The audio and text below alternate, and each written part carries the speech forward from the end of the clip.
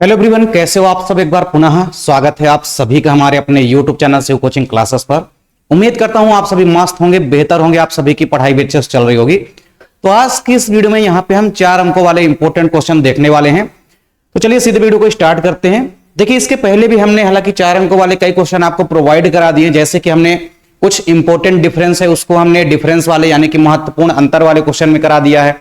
इसके अलावा कुछ इंपॉर्टेंट डायग्राम्स वाले क्वेश्चन है जो कि 4 अंकों में पूछे जाते हैं, उसको भी हमने आपको डायग्राम वाले क्वेश्चन में प्रोवाइड करा दिया है।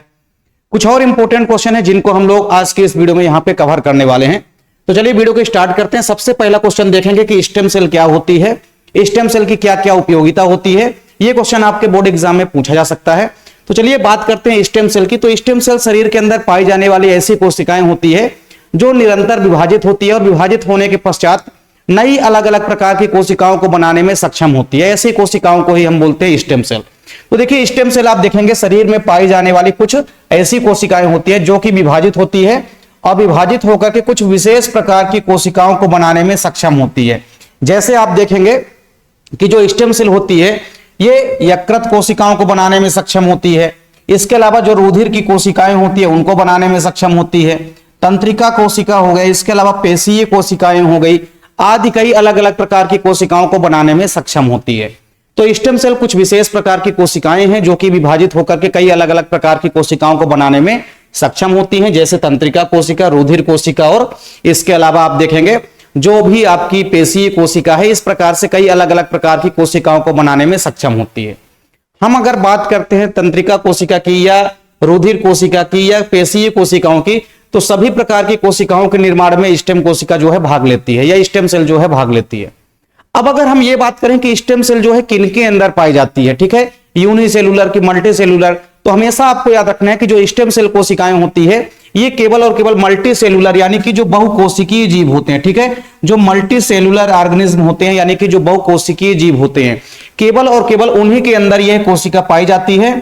और यह कोशिकाएं आप देखेंगे ऊतकों की मरम्मत करने का काम करती है, ठीक है। इसके अलावा जो कुछ नए ऊतकों का निर्माण होता है उनके निर्माण में भी भाग लेती हैं, ठीक है। तो दूसरी चीज आपको ये याद रखना है कि स्टेम सेल जो होती है ये बहुकोशिकीय जीवों के अंदर पाई जाती है और ये ऊतकों की मरम्मत करने का भी काम करती है।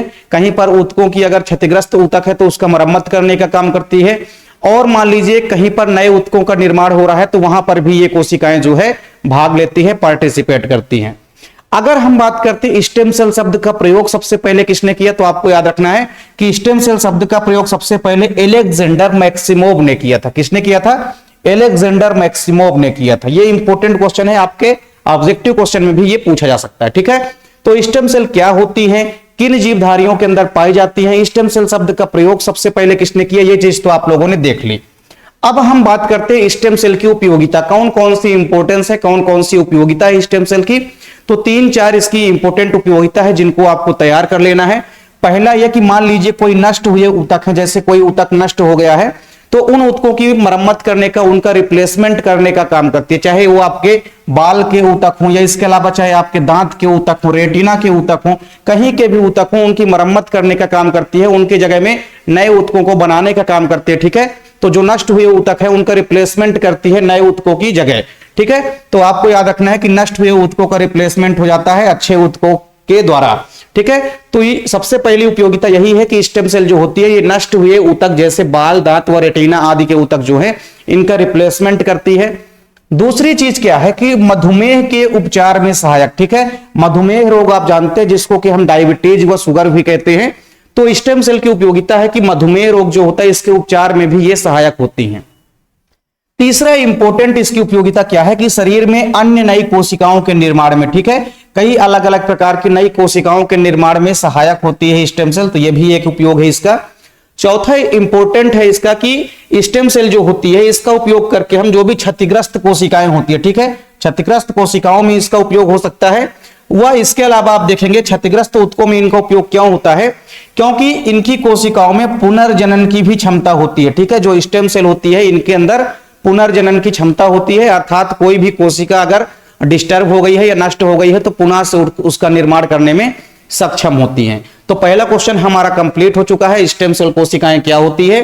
ठीक है। या स्टेम सेल क्या है? तो स्टेम सेल एक ऐसी कोशिकाएं हैं जो विभाजित होती है और विभाजित होकर के कई अलग अलग प्रकार की कोशिकाओं को बनाने में सक्षम होती है, ठीक है। स्टेम सेल की उपयोगिता आपने देख ली। तो ये होती है स्टेम सेल शरीर के अंदर, ठीक है। और ये स्टेम सेल क्या करती है?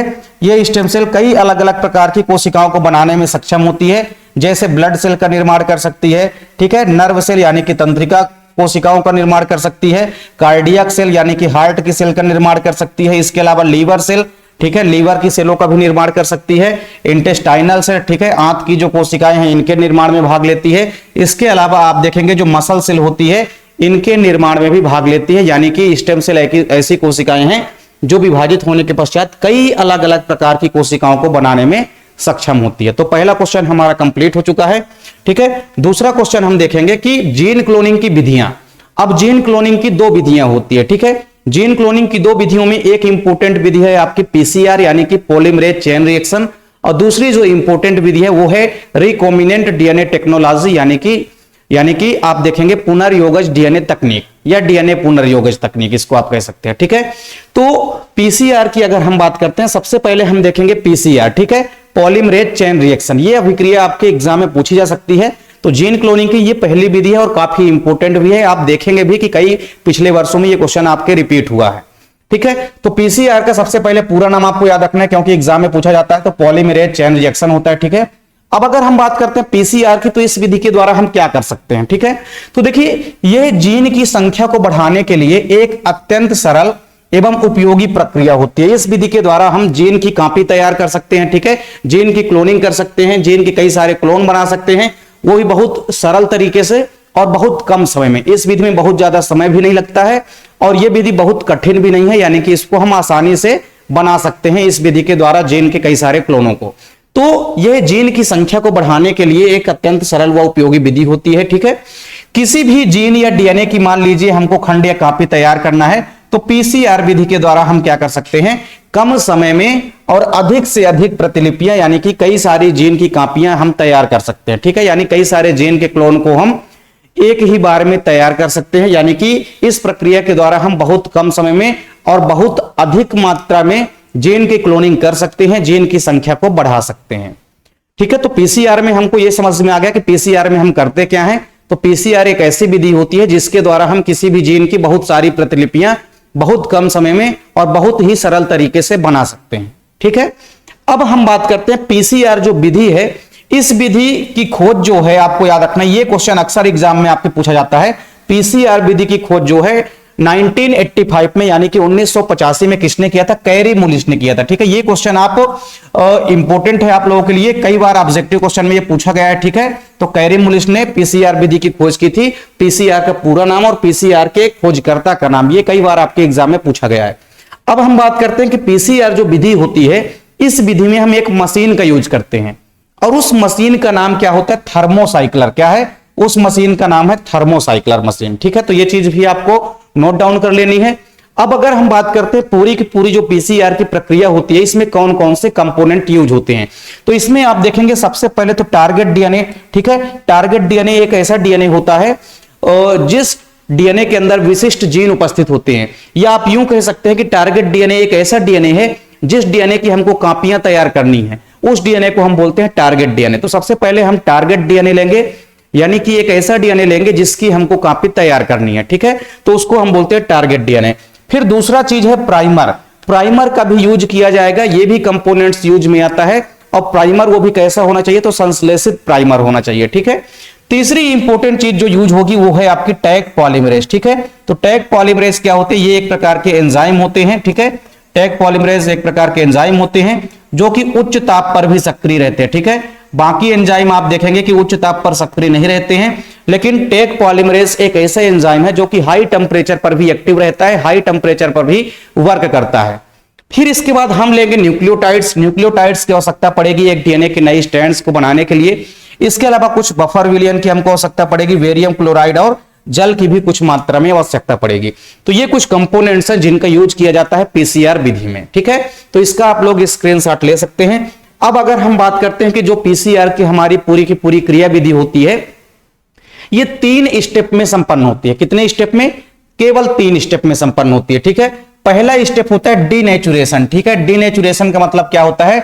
डीएनए खंडों का अलग होना। ठीक है, हमेशा आपको याद रखना है, अगर पेपर में डीनेचुरेशन भी पूछ लिया जाए कि डीनेचुरेशन का मतलब होता है, तो डीएनए के खंडों का अलग होना यही कहलाता है डीनेचुरेशन। या आप कह सकते हैं कि डीएनए के स्ट्रैंड्स का अलग होना क्या कहलाता है? डीनेचुरेशन कहलाता है, जिसको हम हिंदी में बोलते हैं विकृतीकरण या निष्क्रियकरण भी आप लोग कह सकते हैं। ठीक है, क्योंकि कई बार हो सकता है कि विकृतीकरण की जगह में किसी को कंफ्यूज हो, कई अलग अलग बुक में निष्क्रियकरण भी मिलता है, तो आप लोग विकृतीकरण या निष्क्रियकरण भी आप लोग लिख सकते हैं। ठीक है, विकृतीकरण या डीनेचुरेशन ये पहला स्टेप होता है। इस स्टेप में होता क्या है कि कोई भी डीएनए अणु है, ठीक है, अब उस डीएनए अणु को हम क्या करेंगे? लगभग 94 से 95 डिग्री सेल्सियस टेम्परेचर देंगे। तो जब 94 से 95 डिग्री टेम्परेचर हम देंगे तो कोई भी डीएनए का स्ट्रैंड्स क्या होता है? अलग हो जाता है, यानी कि टूट जाता है, और इसी प्रक्रिया को हम बोलते हैं डीनेचुरेशन।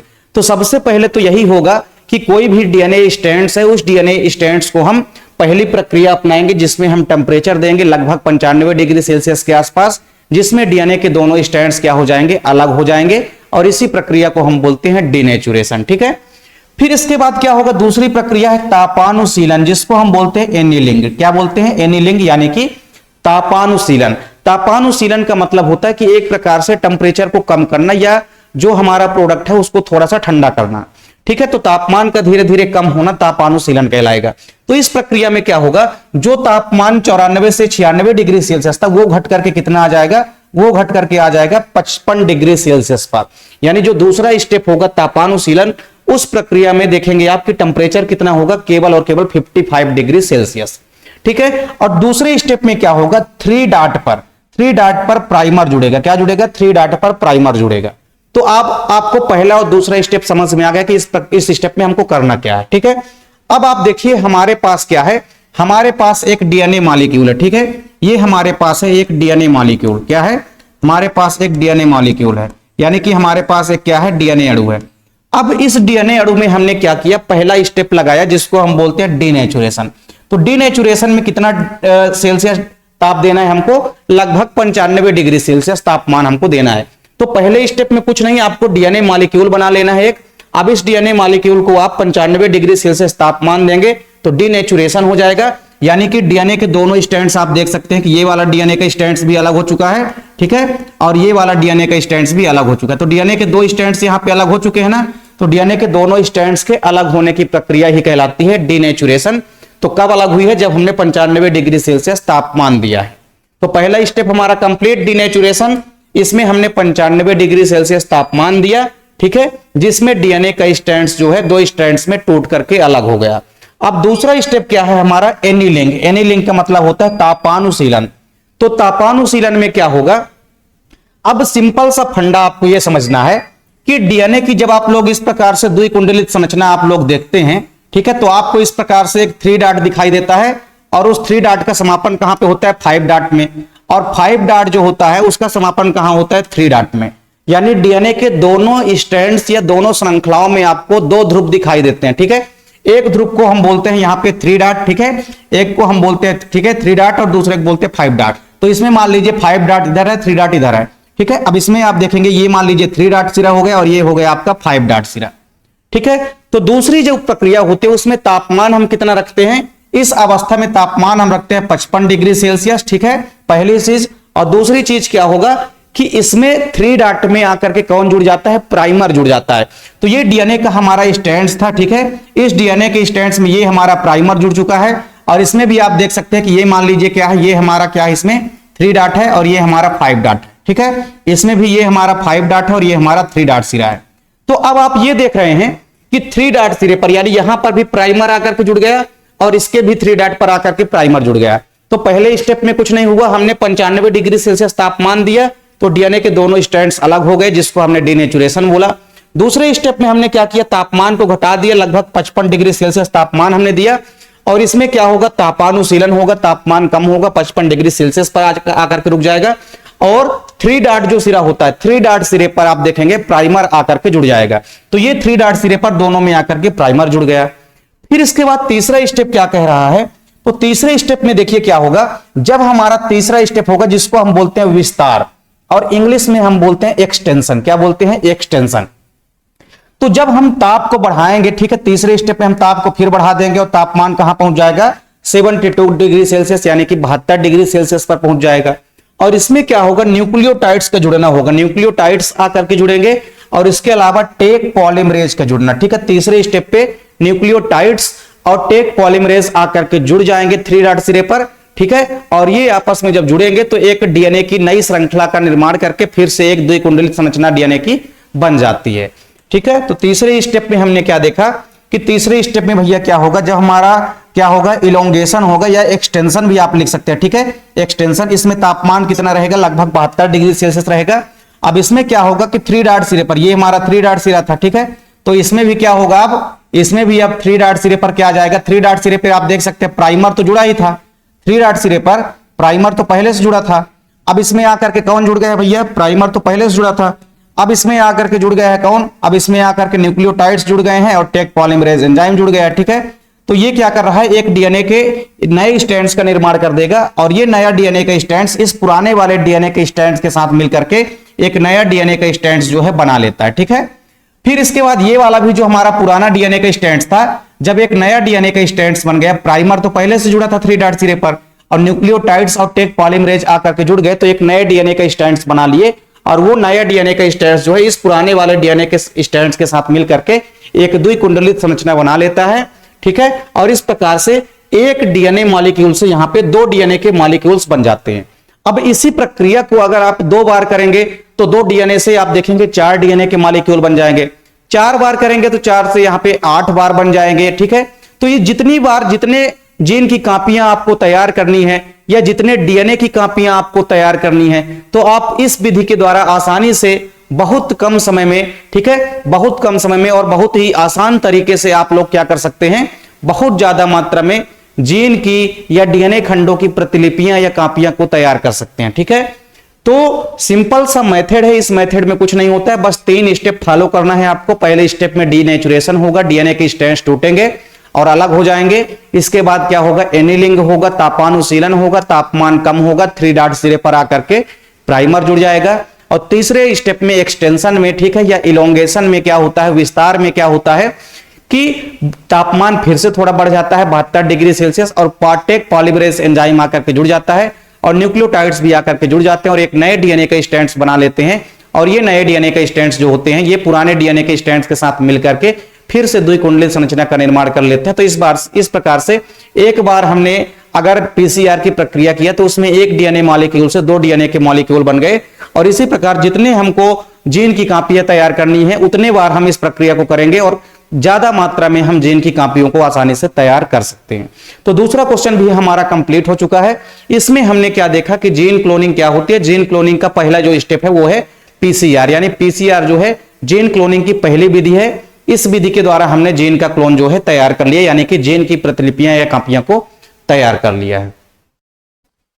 चलिए इसके बाद अब हमारा जो तीसरा क्वेश्चन है वो है डीएनए पुनर्योजन तकनीक। ठीक है, तीसरा जो हमारा क्वेश्चन है डीएनए पुनर्योजन तकनीक, इसको हम बोलते हैं रिकॉम्बिनेंट डीएनए टेक्नोलॉजी। ठीक है, यानी कि इसमें सबसे पहले हम क्या करेंगे, एक पुनर्योगज डीएनए बनाएंगे और इस पुनर्योगज डीएनए को हम किसी दूसरी कोशिका के अंदर स्थानांतरित कराएंगे और स्थानांतरित कराने के पश्चात हम क्या करेंगे कि उनका विस्तार करेंगे और कई ज्यादा मात्रा में हम जो है उन गुणों को प्राप्त कर लेंगे। सिंपल सी कहानी, थोड़ा सा पहले आपको यह समझना है कि इस प्रक्रिया में होगा क्या। मान लीजिए हमारे पास 2 कोशिकाएं, ठीक है, एक हमारे पास या 2 जीव हैं और एक जीव मान लीजिए ए है हमारा, दूसरा जीव हमारा क्या है, बी है। अब इस ए वाले जीन के अंदर कुछ ऐसे मान लीजिए जीन है, ठीक है, इस ए वाले जीव के अंदर एक हमारा ए जीव है और दूसरा जीव कौन सा है, हमारा बी। अब हम चाहते हैं कि इस ए वाले जीव के अंदर कुछ ऐसे जीन उपस्थित हैं, कुछ अच्छे गुण वाले जीन जो हैं उपस्थित हैं, ठीक, और हम चाहते हैं कि ये अच्छे गुण वाले जो जीन हैं ये इस जीव से इस जीव में भी आ जाएं। ठीक है, तो इसके लिए हम क्या करेंगे, डीएनए पुनर्योगज तकनीक का उपयोग करेंगे। ठीक है, तो डीएनए पुनर्योगज की तकनीक के माध्यम से हम वांछित गुण वाले जीनों को प्राप्त कर सकते हैं। ठीक है, आप देखेंगे डीएनए पुनर्योजन तकनीक में क्या होता है, तो किसी भी जीव के जीनोम में अगर हम वांछित लक्षणों वाले जीन को, ठीक है, वांछित लक्षणों वाले जीन को अगर हम प्रवेश कराते हैं तो प्रवेश करा करके प्रवेश करा करके हम नए प्रकार के डीएनए बना सकते हैं। और इस प्रकार से नए प्रकार के डीएनए को बनाने की तकनीक ही डीएनए पुनर्योजन तकनीक कहलाती है। ठीक है, तो डीएनए पुनर्योजन तकनीक में हम क्या करेंगे, किसी वंचित गुण वाले यानी कि किसी अच्छे गुण वाले लक्षण को लाएंगे और किसी दूसरे जीव के जीनोम में प्रवेश करा देंगे और उसके अंदर नए गुण वाले लक्षणों को हम क्या करेंगे, प्राप्त करेंगे। और इसी तकनीक को हम बोलते हैं डीएनए पुनर्योजन तकनीक। अब हम बात करते हैं डीएनए पुनर्योजन तकनीक में होता क्या है। तो डीएनए पुनर्योजन तकनीक के माध्यम से आप देखे हैं कि बहुत सारे ऐसी किस्में तैयार की जा चुकी है, यानी कि बहुत सारी अच्छी अच्छी किस्में तैयार की जा चुकी है। जैसे डीएनए पुनर्योजन तकनीक के माध्यम से आप लोग सुने हैं गोल्डन राइस, तो गोल्डन राइस जो है सबसे बड़ी एग्जांपल है। ठीक है, एक एग्जांपल आप लोग जो सुने हैं वो है गोल्डन राइस।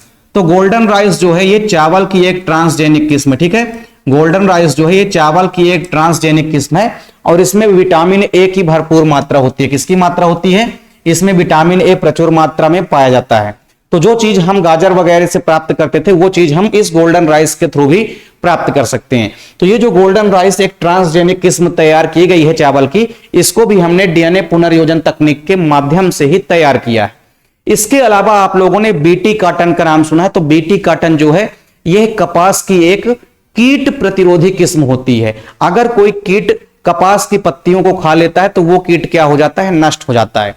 हालांकि किसी भी मनुष्य के अंदर आप देखेंगे तो इसका इफेक्ट नहीं होता है, मनुष्यों के लिए ये पॉइजन या विष का कार्य नहीं करता, केवल कीटों को ही नष्ट करता है। इसलिए ये कपास की कीट प्रतिरोधी किस्म है जिसको हम बोलते हैं बीटी कॉटन। ठीक है, तो कई अलग अलग प्रकार के ट्रांसजेनिक किस्मों को तैयार किया गया है इस डीएनए पुनर्योजन तकनीक के माध्यम से। अब बात यह आती है कि डीएनए पुनर्योजन तकनीक के माध्यम से हम जब भी डीएनए पुनर्योजन तकनीक का उपयोग करते तो इसमें सबसे पहले हम करेंगे क्या, तो इसमें हमको करना क्या होता है, मान लीजिए हमको इस एक जीव के अंदर जो जीन उपस्थित है, इस जीन को हमको इस जीव के अंदर प्राप्त करना है। तो हम क्या करेंगे कि हमको पता है कि जो जीन होते हैं ये उपस्थित होते हैं गुणसूत्रों, सारी जीन जो है डीएनए के अंदर उपस्थित होते हैं और डीएनए कहां होते हैं, गुणसूत्रों पर उपस्थित होते हैं। ठीक है, और गुणसूत्र किसके अंदर होते हैं, केंद्रक के अंदर होते हैं। केंद्रक तो कोशिका के अंदर होता है। ठीक है, तो ये मान लीजिए क्या है, हमारी एक कोशिका है। ठीक है, अब इस कोशिका में क्या है, इस कोशिका में कुछ ऐसे जीन उपस्थित हैं। ठीक है, इस कोशिका के अंदर कुछ ऐसे जीन उपस्थित हैं जिन जीनों को हमको इस कोशिका में ट्रांसफर कराना है। ठीक है, तो हम क्या करेंगे, किसी भी कोशिका के केंद्रक में क्या होते हैं, गुणसूत्र होते हैं और उन गुणसूत्रों पर क्या होते हैं, डीएनए उपस्थित होते हैं और उन डीएनए के अंदर ही आप देखेंगे क्या होते हैं, डीएनए के अंदर ही जीन उपस्थित होते हैं। तो हम जिस जीव के अंदर से हमको वंचित गुण वाले जीन को निकालना है तो हम सबसे पहले क्या करेंगे, हम उस जीव के केंद्रक के अंदर से क्या निकालेंगे, गुणसूत्र को, और उसमें से फिर डीएनए को।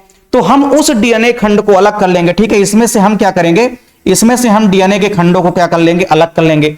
इसमें से हम डीएनए के केवल उस खंड को बाहर निकालेंगे जिस डीएनए खंड में वंचित जीन हमारा उपस्थित है। मतलब जो हमारा अच्छा गुण वाला जीन उपस्थित है डीएनए के जिस खंड में, उस डीएनए खंड को केवल हम बाहर निकाल लेंगे। ठीक है, तो एक हमारे पास दाता कोशिका है, ये दाता कोशिका है जिसमें से हम क्या करेंगे, जिसमें से हम वंचित गुण वाले, ठीक है, जिसमें से हम वंचित गुण वाले जीनों को अलग करेंगे। ठीक है, तो इसके लिए हमको किसकी आवश्यकता पड़ेगी, आप लोगों को पता है कि अगर डीएनए के स्ट्रैंड्स को तोड़ना है, अलग करना है, तो उसके लिए एक एंजाइम की आवश्यकता पड़ती है और उस एंजाइम को हम बोलते हैं रिस्ट्रिक्शन एंडोन्यूक्लियेज एंजाइम।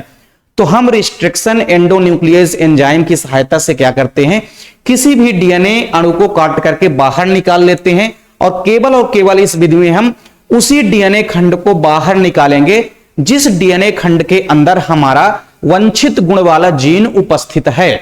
तो हमने क्या किया कि केवल इतने डीएनए खंड को अलग कर लिया रिस्ट्रिक्शन एंडोन्यूक्लियेज एंजाइम की सहायता से।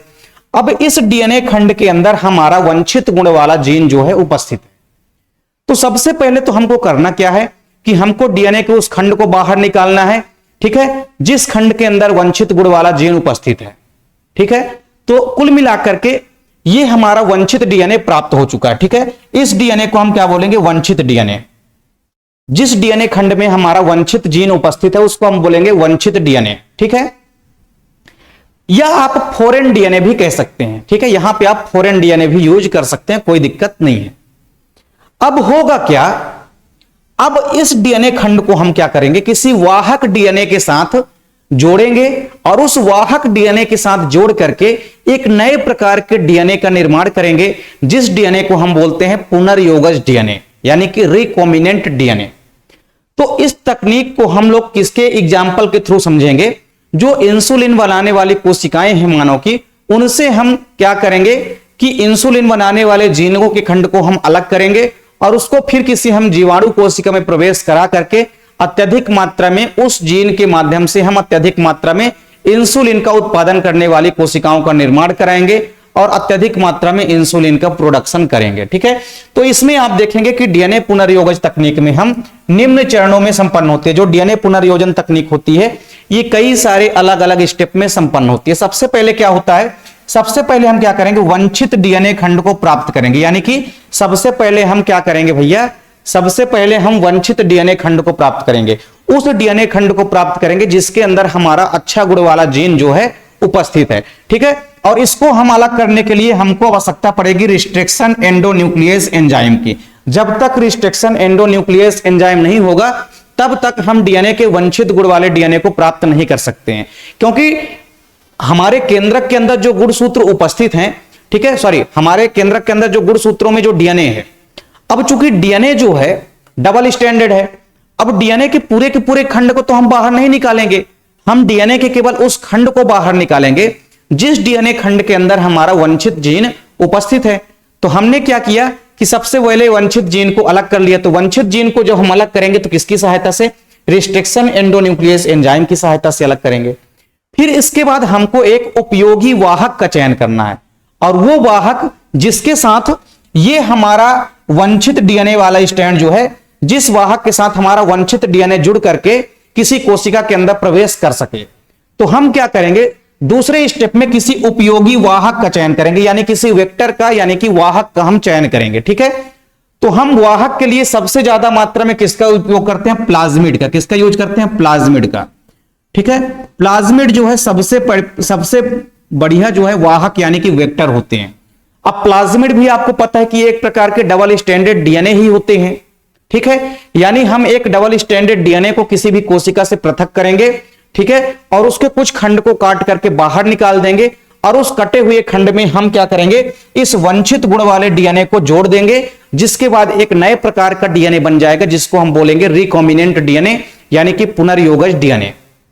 ठीक है, तो दूसरे स्टेप में हम क्या करेंगे कि किसी वाहक का चयन करेंगे, तो वाहक के रूप में हम प्लाज्मिड का चयन करेंगे। ठीक है, फिर इसके बाद क्या करेंगे, तीसरे स्टेप में जो पुनर्योजित डीएनए प्राप्त करेंगे। ठीक है, पुनर्योजित डीएनए हम प्राप्त करेंगे, यानी जब हमारा जो वंचित डीएनए है, ठीक है, ये हमारा वंचित डीएनए था जिसको हम किसी कोशिका से निकालेंगे, और इस वंचित डीएनए को हम किसी वाहक के साथ मिला करके, वाहक डीएनए के साथ मिला करके एक पुनर्योजित डीएनए तैयार करेंगे। क्या करेंगे, हम वंचित डीएनए को और वाहक डीएनए को आपस में मिलाएंगे और एक नए प्रकार के डीएनए का निर्माण करेंगे जिसको हम बोलते हैं क्या, पुनर्योगज डीएनए। ठीक है, फिर इसके बाद क्या होगा, पुनर्योजित डीएनए का स्थानांतरण। अब जब पुनर्योगज डीएनए खंड हमारा बन जाएगा तो इसको हम किसी जीवाणु कोशिका के अंदर स्थानांतरित करा देंगे। तो इन्हीं सबको पूरे के पूरे स्टेप को समझने के लिए हम इंसुलिन का प्रोडक्शन करेंगे। ठीक है, तो मानव के अंदर जो इंसुलिन बनाने वाले जीन होते हैं, उन इंसुलिन बनाने वाले जीन को हम प्राप्त करेंगे, यानी जिस डीएनए खंड के अंदर जीन उपस्थित हैं इंसुलिन बनाने वाले, उस डीएनए खंड को हम अलग करेंगे तो वो हमारा वंचित डीएनए कहला जाएगा, और उस वंचित डीएनए को फिर हम किसी वाहक डीएनए के साथ जोड़ेंगे और एक पुनर्योजित डीएनए प्राप्त करेंगे, और इस पुनर्योजित डीएनए को हम फिर क्या करवा देंगे, किसी कोशिका के अंदर जो है स्थानांतरित करा देंगे। ठीक है, तो पूरे के पूरे स्टेप को यहां पे हम एक डायग्राम के थ्रू समझने वाले हैं। हमारे पास एक कोई भी दाता कोशिका है, क्या है, हमारे पास कोई भी एक दाता कोशिका है। ठीक है, डोनर सेल है, डोनर सेल का मतलब होता है दाता कोशिका। तो ये हमारे पास एक दाता कोशिका है। ठीक है, तो मानव की एक दाता कोशिका है। ठीक है, मानव के अंदर एक दाता कोशिका है और एक ऐसी कोशिका है जिसके अंदर इंसुलिन बनाने वाले जीन जो हैं उपस्थित हैं। तो ये दाता कोशिका के अंदर क्या हो गया, ये दाता कोशिका हो गई, इसके अंदर केंद्रक हो गया। तो अब इस केंद्रक के अंदर से हम डीएनए खंड को प्राप्त करेंगे, यानी उस डीएनए खंड को हम काट करके बाहर निकाल लेंगे जिस डीएनए खंड के अंदर हमारे इंसुलिन बनाने वाले जीन उपस्थित होते हैं। ठीक है, तो इस डीएनए को हम क्या बोलेंगे, जिस डीएनए खंड को हमने काट करके बाहर निकाल लिया है, तो इस डीएनए खंड को हम क्या बोलेंगे, इस डीएनए खंड को हम बोलते हैं फॉरेन डीएनए। क्या बोलते हैं, या तो हम बोल देंगे फॉरेन डीएनए, या आप इसको बोल सकते हैं वंचित डीएनए। क्या बोल सकते हैं आप लोग इसको आप लोग बोल सकते हैं वंचित डीएनए। ठीक है, क्या बोल सकते हैं इसको, वंचित डीएनए। ठीक है, वंचित डीएनए, या इसको हम फॉरेन डीएनए भी बोल सकते हैं। ठीक है, और इस फॉरेन डीएनए को हम किसके थ्रू अलग करेंगे काट करके, तो रिस्ट्रिक्शन एंडोन्यूक्लियस एंजाइम की सहायता से। हम रिस्ट्रिक्शन एंडोन्यूक्लियस एंजाइम की सहायता से मानव की कोशिका के अंदर जो केंद्रक में जो हमारा उपस्थित है डीएनए, उस डीएनए के खंड को काट करके अलग कर लेंगे रिस्ट्रिक्शन एंडोन्यूक्लियस एंजाइम की सहायता से।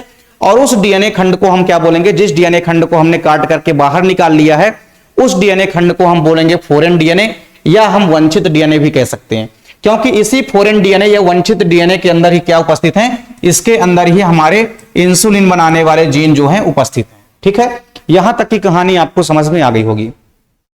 अब हमको चाहिए क्या, अब हमको किसी वाहक का चयन करना है। किसका, वेक्टर यानी कि वाहक का चयन करना है। तो हम एक बैक्टीरिया सेल लेंगे। ठीक है, इस बैक्टीरिया सेल के अंदर से हम क्या करेंगे, इस बैक्टीरिया सेल के अंदर से प्लाज्मिड को हम बाहर निकालेंगे। ठीक है, प्लाज्मिड को, क्योंकि प्लाज्मिड जो होता है सबसे बढ़िया जो है वाहक का कार्य करते हैं। ठीक है, तो प्लाज्मिड जो होते हैं ये वेक्टर डीएनए का काम करते हैं। ठीक है, वाहक डीएनए का काम करते हैं। किसका काम करते हैं, प्लाज्मिड जो है ये वाहक डीएनए का काम करते हैं। ये एक प्रकार के वाहक डीएनए होते हैं। ठीक है, प्लाज्मिड जो है वाहक तो होता ही है।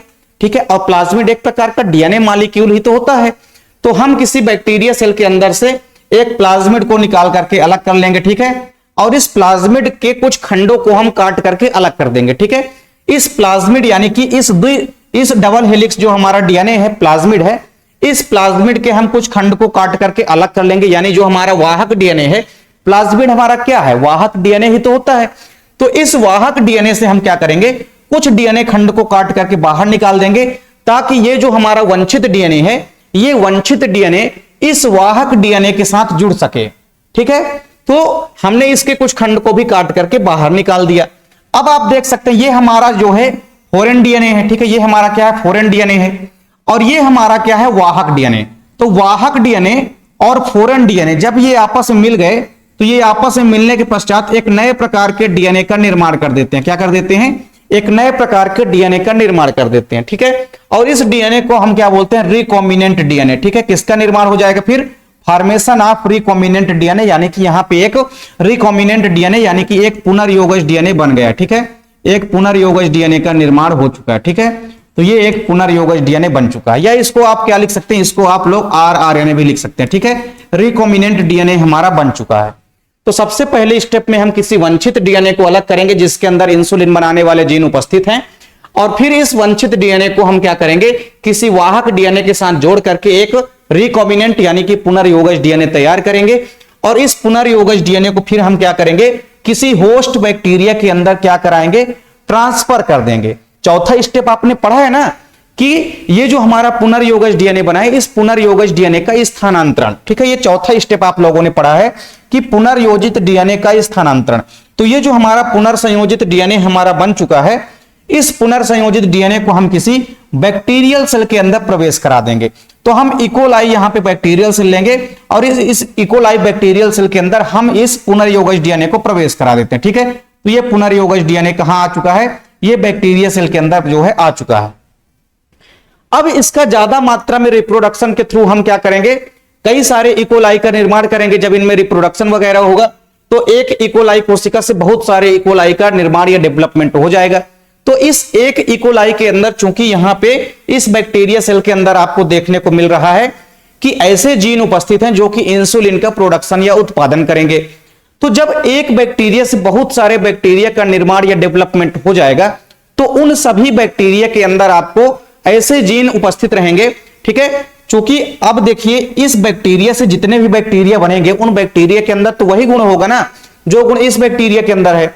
तो इंसुलिन बनाने वाले जीन तो जब प्रजनन के माध्यम से जितने सारे बैक्टीरिया सेल बनेंगे, उनके अंदर ये प्लाज्मिड डीएनए जो हमारा था, जो कि बदल चुका है रिकॉम्बिनेंट डीएनए में, तो ये रिकॉम्बिनेंट डीएनए जिसके अंदर जीन भी उपस्थित है, वंचित जीन उपस्थित है इंसुलिन का प्रोडक्शन करने वाला, तो ये इंसुलिन का प्रोडक्शन करने वाले बहुत सारे जीन यहां पे डेवलपमेंट हो जाएगा, बहुत सारे डीएनए जो है बन जाएंगे कोशिकाओं के अंदर। और इस प्रकार से आप देखेंगे कि डीएनए का क्लोन्स जो है बहुत सारी मात्रा में तैयार हो जाएंगे। यानी अभी बैक्टीरियल सेल के अंदर आप देखेंगे कि एक डीएनए है, इस प्रकार से बहुत सारे डीएनए का निर्माण हो जाएगा और सभी डीएनए खंडों के अंदर ऐसे जीन उपस्थित रहेंगे जो कि इंसुलिन का प्रोडक्शन करते हैं।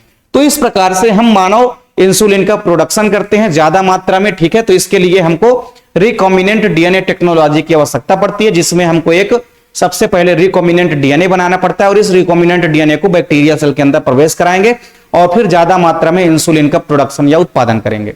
और यही इंसुलिन क्या करता है कि हमारे शरीर के अंदर जो मधुमेह रोग होता है उससे निपटने के लिए उसके निदान में सबसे ज्यादा सहयोगी होता है। डायबिटीज या शुगर के पेशेंट को सबसे ज्यादा मात्रा में इंसुलिन हार्मोन्स का इंजेक्ट किया जाता है, तो उसका प्रोडक्शन हम कुछ इसी प्रकार से करते हैं डीएनए पुनर्योगज तकनीक के माध्यम से, यानी कि रिकॉम्बिनेंट डीएनए टेक्नोलॉजी के माध्यम से, ठीक है। तो ये भी तीसरा नंबर आप लोग आसानी से देख सकते हैं, इसको भी आप लोग पूरा का पूरा यहां पे कवर कर लेंगे। तो तीसरा क्वेश्चन भी हमारा पूरा का पूरा यहां पे कंप्लीट हो चुका है। अब इसके बाद चौथा क्वेश्चन हमारा है प्लाज्मिड।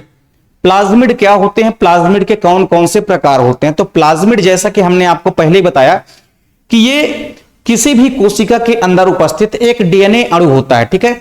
यह एक डबल स्टैंडर्ड डीएनए होता है, ठीक है। जैसे मान लीजिए ये हमारे पास क्या है, ये हमारे पास क्या है, एक कोशिका है, ठीक है। ये हमारे पास एक कोशिका है। अब इस कोशिका के अंदर क्या है कि कोशिका के अंदर खुद का डीएनए तो होगा ही होगा, और इसके अलावा कोशिका के अंदर एक अतिरिक्त जो है द्विसूत्रीय यानी कि डबल हेलिक्स स्ट्रक्चर पाई जाती है, जिसको हम बोलते हैं प्लाज्मिड। क्या बोलते हैं, जिसको हम बोलते हैं प्लाज्मिड।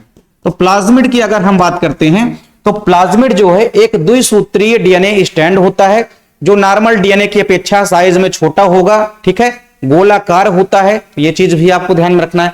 तो प्लाज्मिड जो है आप देखेंगे जीवाणुओं और कुछ अन्य सूक्ष्म जीवों की कोशिकाओं में पाए जाने वाले छोटे गोलाकार एवं दोहरे कुंडली यानी कि डबल स्टैंडर्ड डीएनए अणु होते हैं, ठीक है। तो प्लाज्मिड एक प्रकार के डीएनए अणु होते हैं, ठीक है, डबल स्टैंडर्ड डीएनए अणु होते हैं जो कि किसी भी बैक्टीरियल सेल के अंदर या किसी भी सूक्ष्म जीवों की कोशिकाओं के अंदर पाए जाते हैं, ठीक है। ये गोलाकार होते हैं और साइज में कैसे होते हैं, छोटे होते हैं। यहां तक की बात आपको क्लियर हो गई होगी, ठीक है।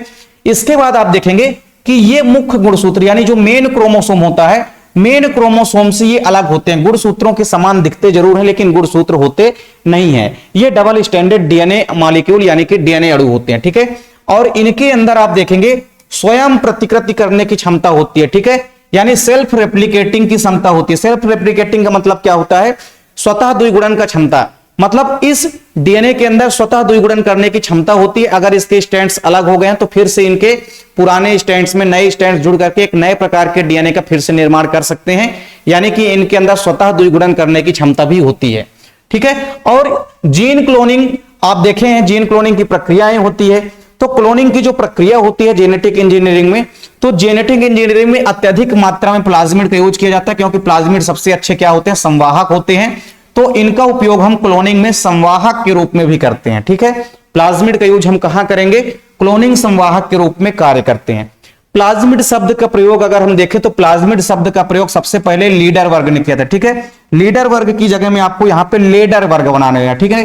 प्लाज्मिड शब्द का प्रयोग किसने किया था, लेडर वर्ग ने किया था, ठीक है, लेडर वर्ग ने, ठीक है, लेडर वर्ग ने। तो लेडर वर्ग ने 1952 में सबसे पहले प्लाज्मिड शब्द का प्रयोग किया था। यह क्वेश्चन आपके ऑब्जेक्टिव के लिए इंपॉर्टेंट है कि प्लाज्मिड शब्द का प्रयोग सबसे पहले किसने किया था, तो लेडर वर्ग ने किया था, ठीक है। अब एक एग्जाम्पल की अगर हम बात करते हैं जो सबसे बढ़िया एग्जाम्पल है और 2 अंकों के लिए इंपॉर्टेंट क्वेश्चन भी है, तो प्लाज्मिड का सबसे बढ़िया एग्जाम्पल है टीआई प्लाज्मिड। तो आपके एग्जाम में यह क्वेश्चन भी पूछा गया है कि टीआई प्लाज्मिड क्या होते हैं। तो नाम से स्पष्ट है कि टीआई प्लाज्मिड जो होते हैं एक विशेष प्रकार के प्लाज्मिड ही होते हैं, ठीक है। तो टीआई प्लाज्मिड जो है एक प्रकार के प्लाज्मिड होते हैं जिनको हम कहां से प्राप्त करते हैं, जिनको हम एग्रोबैक्टीरियम ट्यूमिफेसियंस नामक जीवाणु से प्राप्त करते हैं। तो एग्रोबैक्टीरियम ट्यूमिफेसियंस नामक जीवाणु में पाए जाने वाले विशिष्ट प्रकार के प्लाज्मिड होते हैं टीआई प्लाज्मिड, ठीक है। और ये प्लाज्मिड क्या करते हैं, किसी भी डाइकाट प्लांट के अंदर, किसी भी द्विबीजपत्री पौधे के अंदर ये पहुंच करके उनको संक्रमित करते हैं और संक्रमित करने के पश्चात ये ट्यूमर का निर्माण कर देते हैं, ठीक है। प्लांट के अंदर जब ये किसी डाइकाट प्लांट या द्विबीजपत्री पौधों के अंदर ये संक्रमित होते हैं तो ये संक्रमित तो करते ही हैं पौधे को, साथ ही साथ पौधे के अंदर ट्यूमर के निर्माण को भी ये प्रेरित कर देते हैं, ठीक है। तो अगर आपके एग्जाम में क्वेश्चन आता है टीआई प्लाज्मिड क्या है, तो आपको लिखना है कि ये एग्रोबैक्टीरियम ट्यूमिफेसियंस जीवाणु से प्राप्त होने वाले एक विशेष प्रकार के प्लाज्मिड होते हैं जो कि द्विबीजपत्री पौधों में संक्रमण करते हैं, उसके पश्चात ट्यूमर के निर्माण को भी प्रेरित करते हैं। बस 2 नंबर में आपको इतना ही लिखना है। तो टीआई प्लाज्मिड जो है प्लाज्मिड का सबसे बढ़िया एग्जाम्पल है, तो आपको याद रखना है, ठीक है। अक्सर आपके एग्जाम में टीआई प्लाज्मिड का जिक्र होता है। अब अगर हम बात करते हैं प्लाज्मिड के प्रकार की, तो प्लाज्मिड के प्रकार आपके एग्जाम में जरूर पूछे जा सकते हैं। तो प्लाज्मिड का पहला प्रकार है फर्टिलिटी यानी कि एफ प्लाज्मिड। तो यह क्या करता है, संयुग्मन के लिए, कंजुगेशन के लिए क्या होता है, जिम्मेदार होता है। इसका मेन काम होता है कंजुगेशन यानी कि संयुग्मन करना, ठीक है। दूसरा है हमारा प्रतिरोधी प्लाज्मिड, ठीक है। प्रतिरोधी प्लाज्मिड का काम क्या होता है भैया, यह एक ऐसा प्लाज्मिड होता है जिसके अंदर कुछ विशेष प्रकार के जीन होते हैं और ये जीन क्या करते हैं, प्रतिजैविकों के विरुद्ध प्रतिरोध उत्पन्न करते हैं। क्या करते हैं, ये प्रतिरोध उत्पन्न करते हैं, ठीक है, रेजिस्टेंस उत्पन्न करते हैं, ठीक है। किसके प्रति उत्पन्न करते हैं, तो प्रतिजैविकों के विरुद्ध, ठीक है। प्लाज्मिड जो है जिस कोशिका के अंदर रहेंगे उस कोशिका के अंदर प्लाज्मिड में अगर प्रतिरोधी प्लाज्मिड है तो उसके अंदर कुछ ऐसे जीन रहेंगे जो प्रतिजैविकों के विरुद्ध जो है प्रतिरोध का काम करेंगे, यानी प्रतिजैविक का असर जो है अपने अंदर नहीं होने देंगे, ठीक है। तो ये प्रतिरोधी प्लाज्मिड होते हैं जो कि प्रतिरोध उत्पन्न करते हैं प्रतिजैविकों के विरुद्ध। तीसरा है कोल प्लाज्मिड। कोल प्लाज्मिड की अगर हम बात करते हैं तो इसमें ऐसे जीन उपस्थित होते हैं कोल प्लाज्मिड में जो कि उस प्रोटीन को कोड करता है जो दूसरे बैक्टीरिया को खत्म करते हैं। कुछ प्रोटीन ऐसे होते हैं जो दूसरे बैक्टीरियाओं को खत्म करने का काम करते हैं, तो उन प्रोटीन को कोड करने का काम कौन करता है, कोल प्लाज्मिड, ठीक है। तो कोल प्लाज्मिड का काम बस इतना ही है कि कोई प्रोटीन जो है ना, उसका कोड करता है और वो प्रोटीन जो है किसी दूसरे बैक्टीरिया को खत्म करने में भाग लेती है। मतलब एक ऐसी प्रोटीन जो किसी दूसरे बैक्टीरिया को खत्म करने में भाग लेती है, उस प्रोटीन का कोड करने में यानी वहां तक सूचनाओं को पहुंचाने में ये कोल प्लाज्मिड जो है अहम भूमिका निभाता है। चौथा है हमारा अपक्षयी।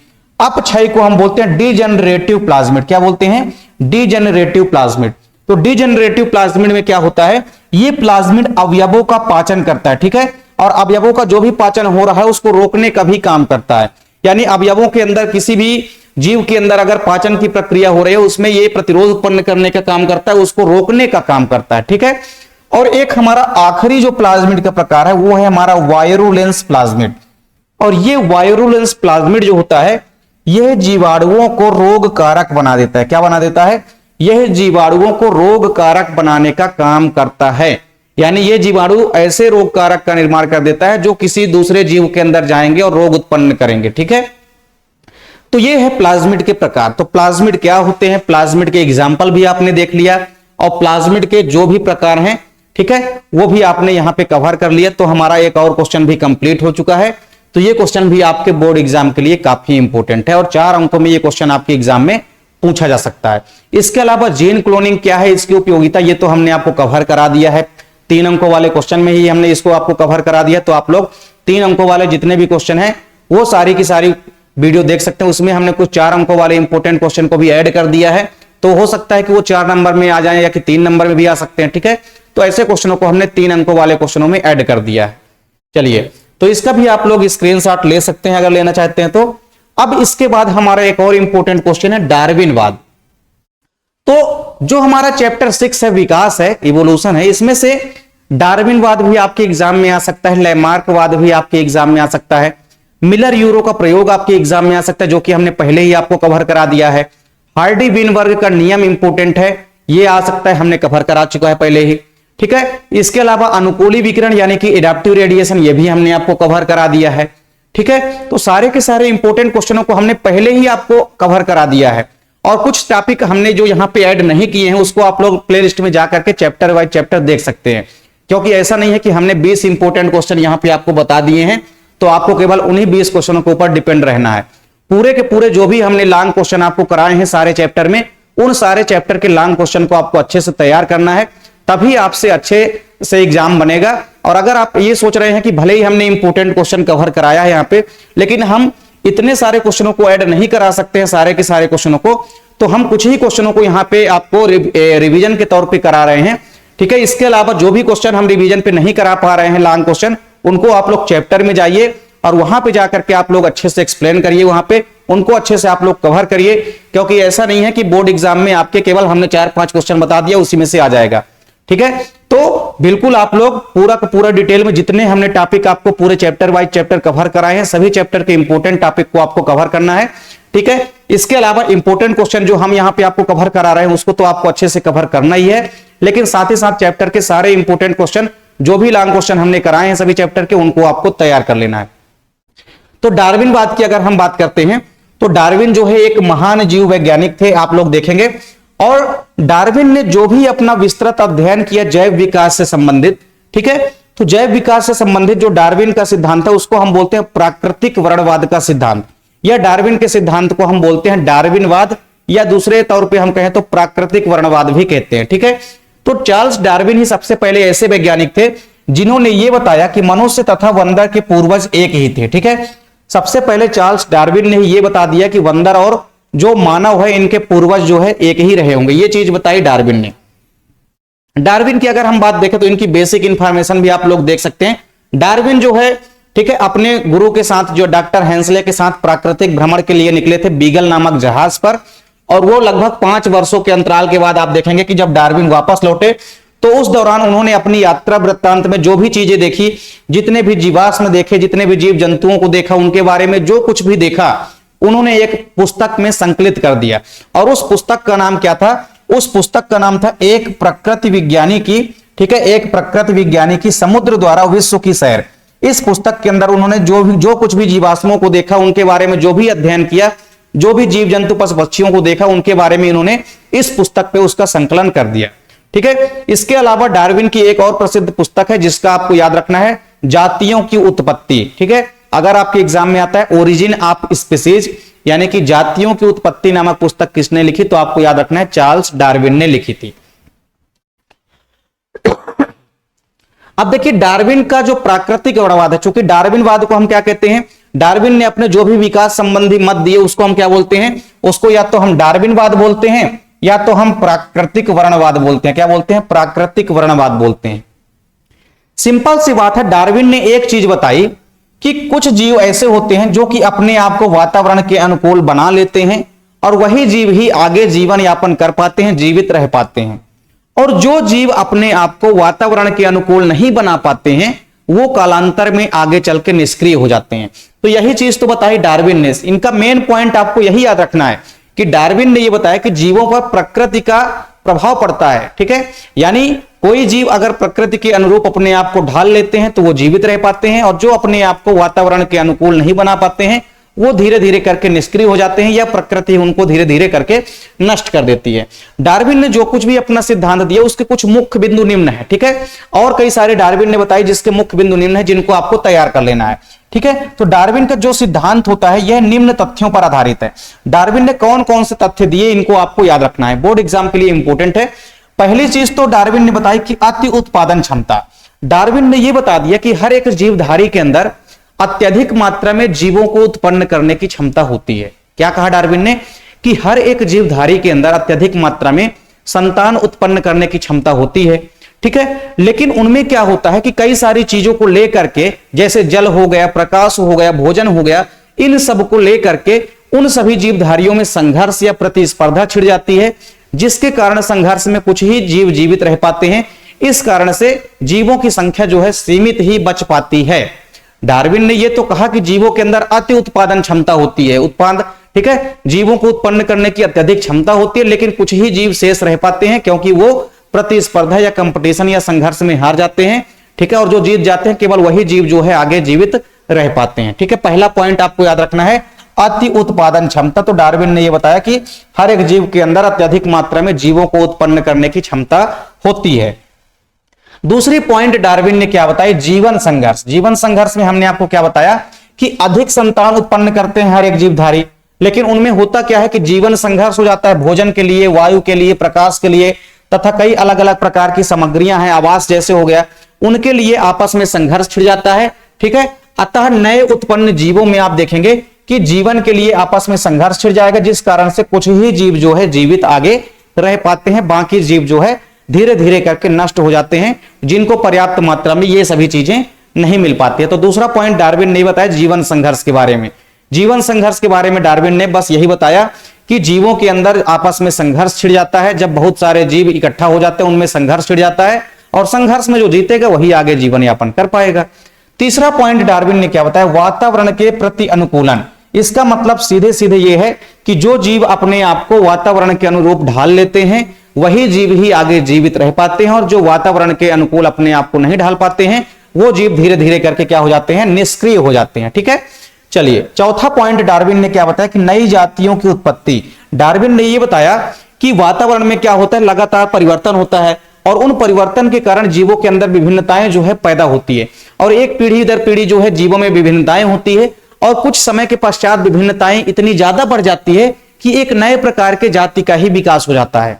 ठीक है, तो डार्विन ने यह भी बताया कि नई जातियों की उत्पत्ति कैसे होती है, तो उन्होंने यह मत बताया कि हर एक जीवधारी के अंदर विभिन्नता होती है और पीढ़ी दर पीढ़ी विभिन्नता आगे बढ़ती है, और कुछ समय के पश्चात विभिन्नता इतनी ज्यादा बढ़ जाती है कि एक नए जाति की उत्पत्ति हो जाती है। तो इस प्रकार से ये चारों मोस्ट पॉइंट हैं डार्विन के मुख्य तथ्य हैं। ठीक है, तो डार्विनवाद के मुख्य तथ्य 4 हैं जिनको आपको अच्छे से तैयार कर लेना है। इस बार आपके एग्जाम में ये क्वेश्चन पूछे जा सकते हैं, क्योंकि एग्जाम में आपके इस बार का जो सिलेबस आ रहा है वो थोड़ा टफ लेवल का आ रहा है, यानी आपके जो भी लॉन्ग क्वेश्चन है उनको आपको अच्छे से कवर करना है। ठीक है, तो आपको बस 1-2 क्वेश्चन से काम नहीं चलने वाला है कि हमने 4 क्वेश्चन आपको बता दिया तो उनमें से आपको बस तैयार कर लेना है।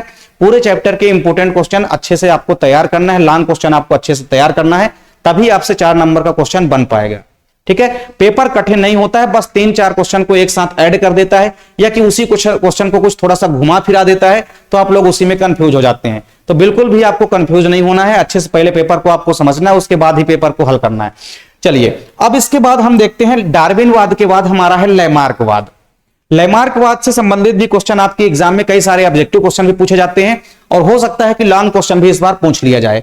तो लैमार्कवाद की अगर हम बात करते हैं तो लैमार्क ने जो भी अपना जैव विकास से संबंधित मत दिया उसको हम लैमार्कवाद बोलते हैं या उपार्जित लक्षणों की वंशागति बोलते हैं। यह क्वेश्चन आपके एग्जाम में आएगा।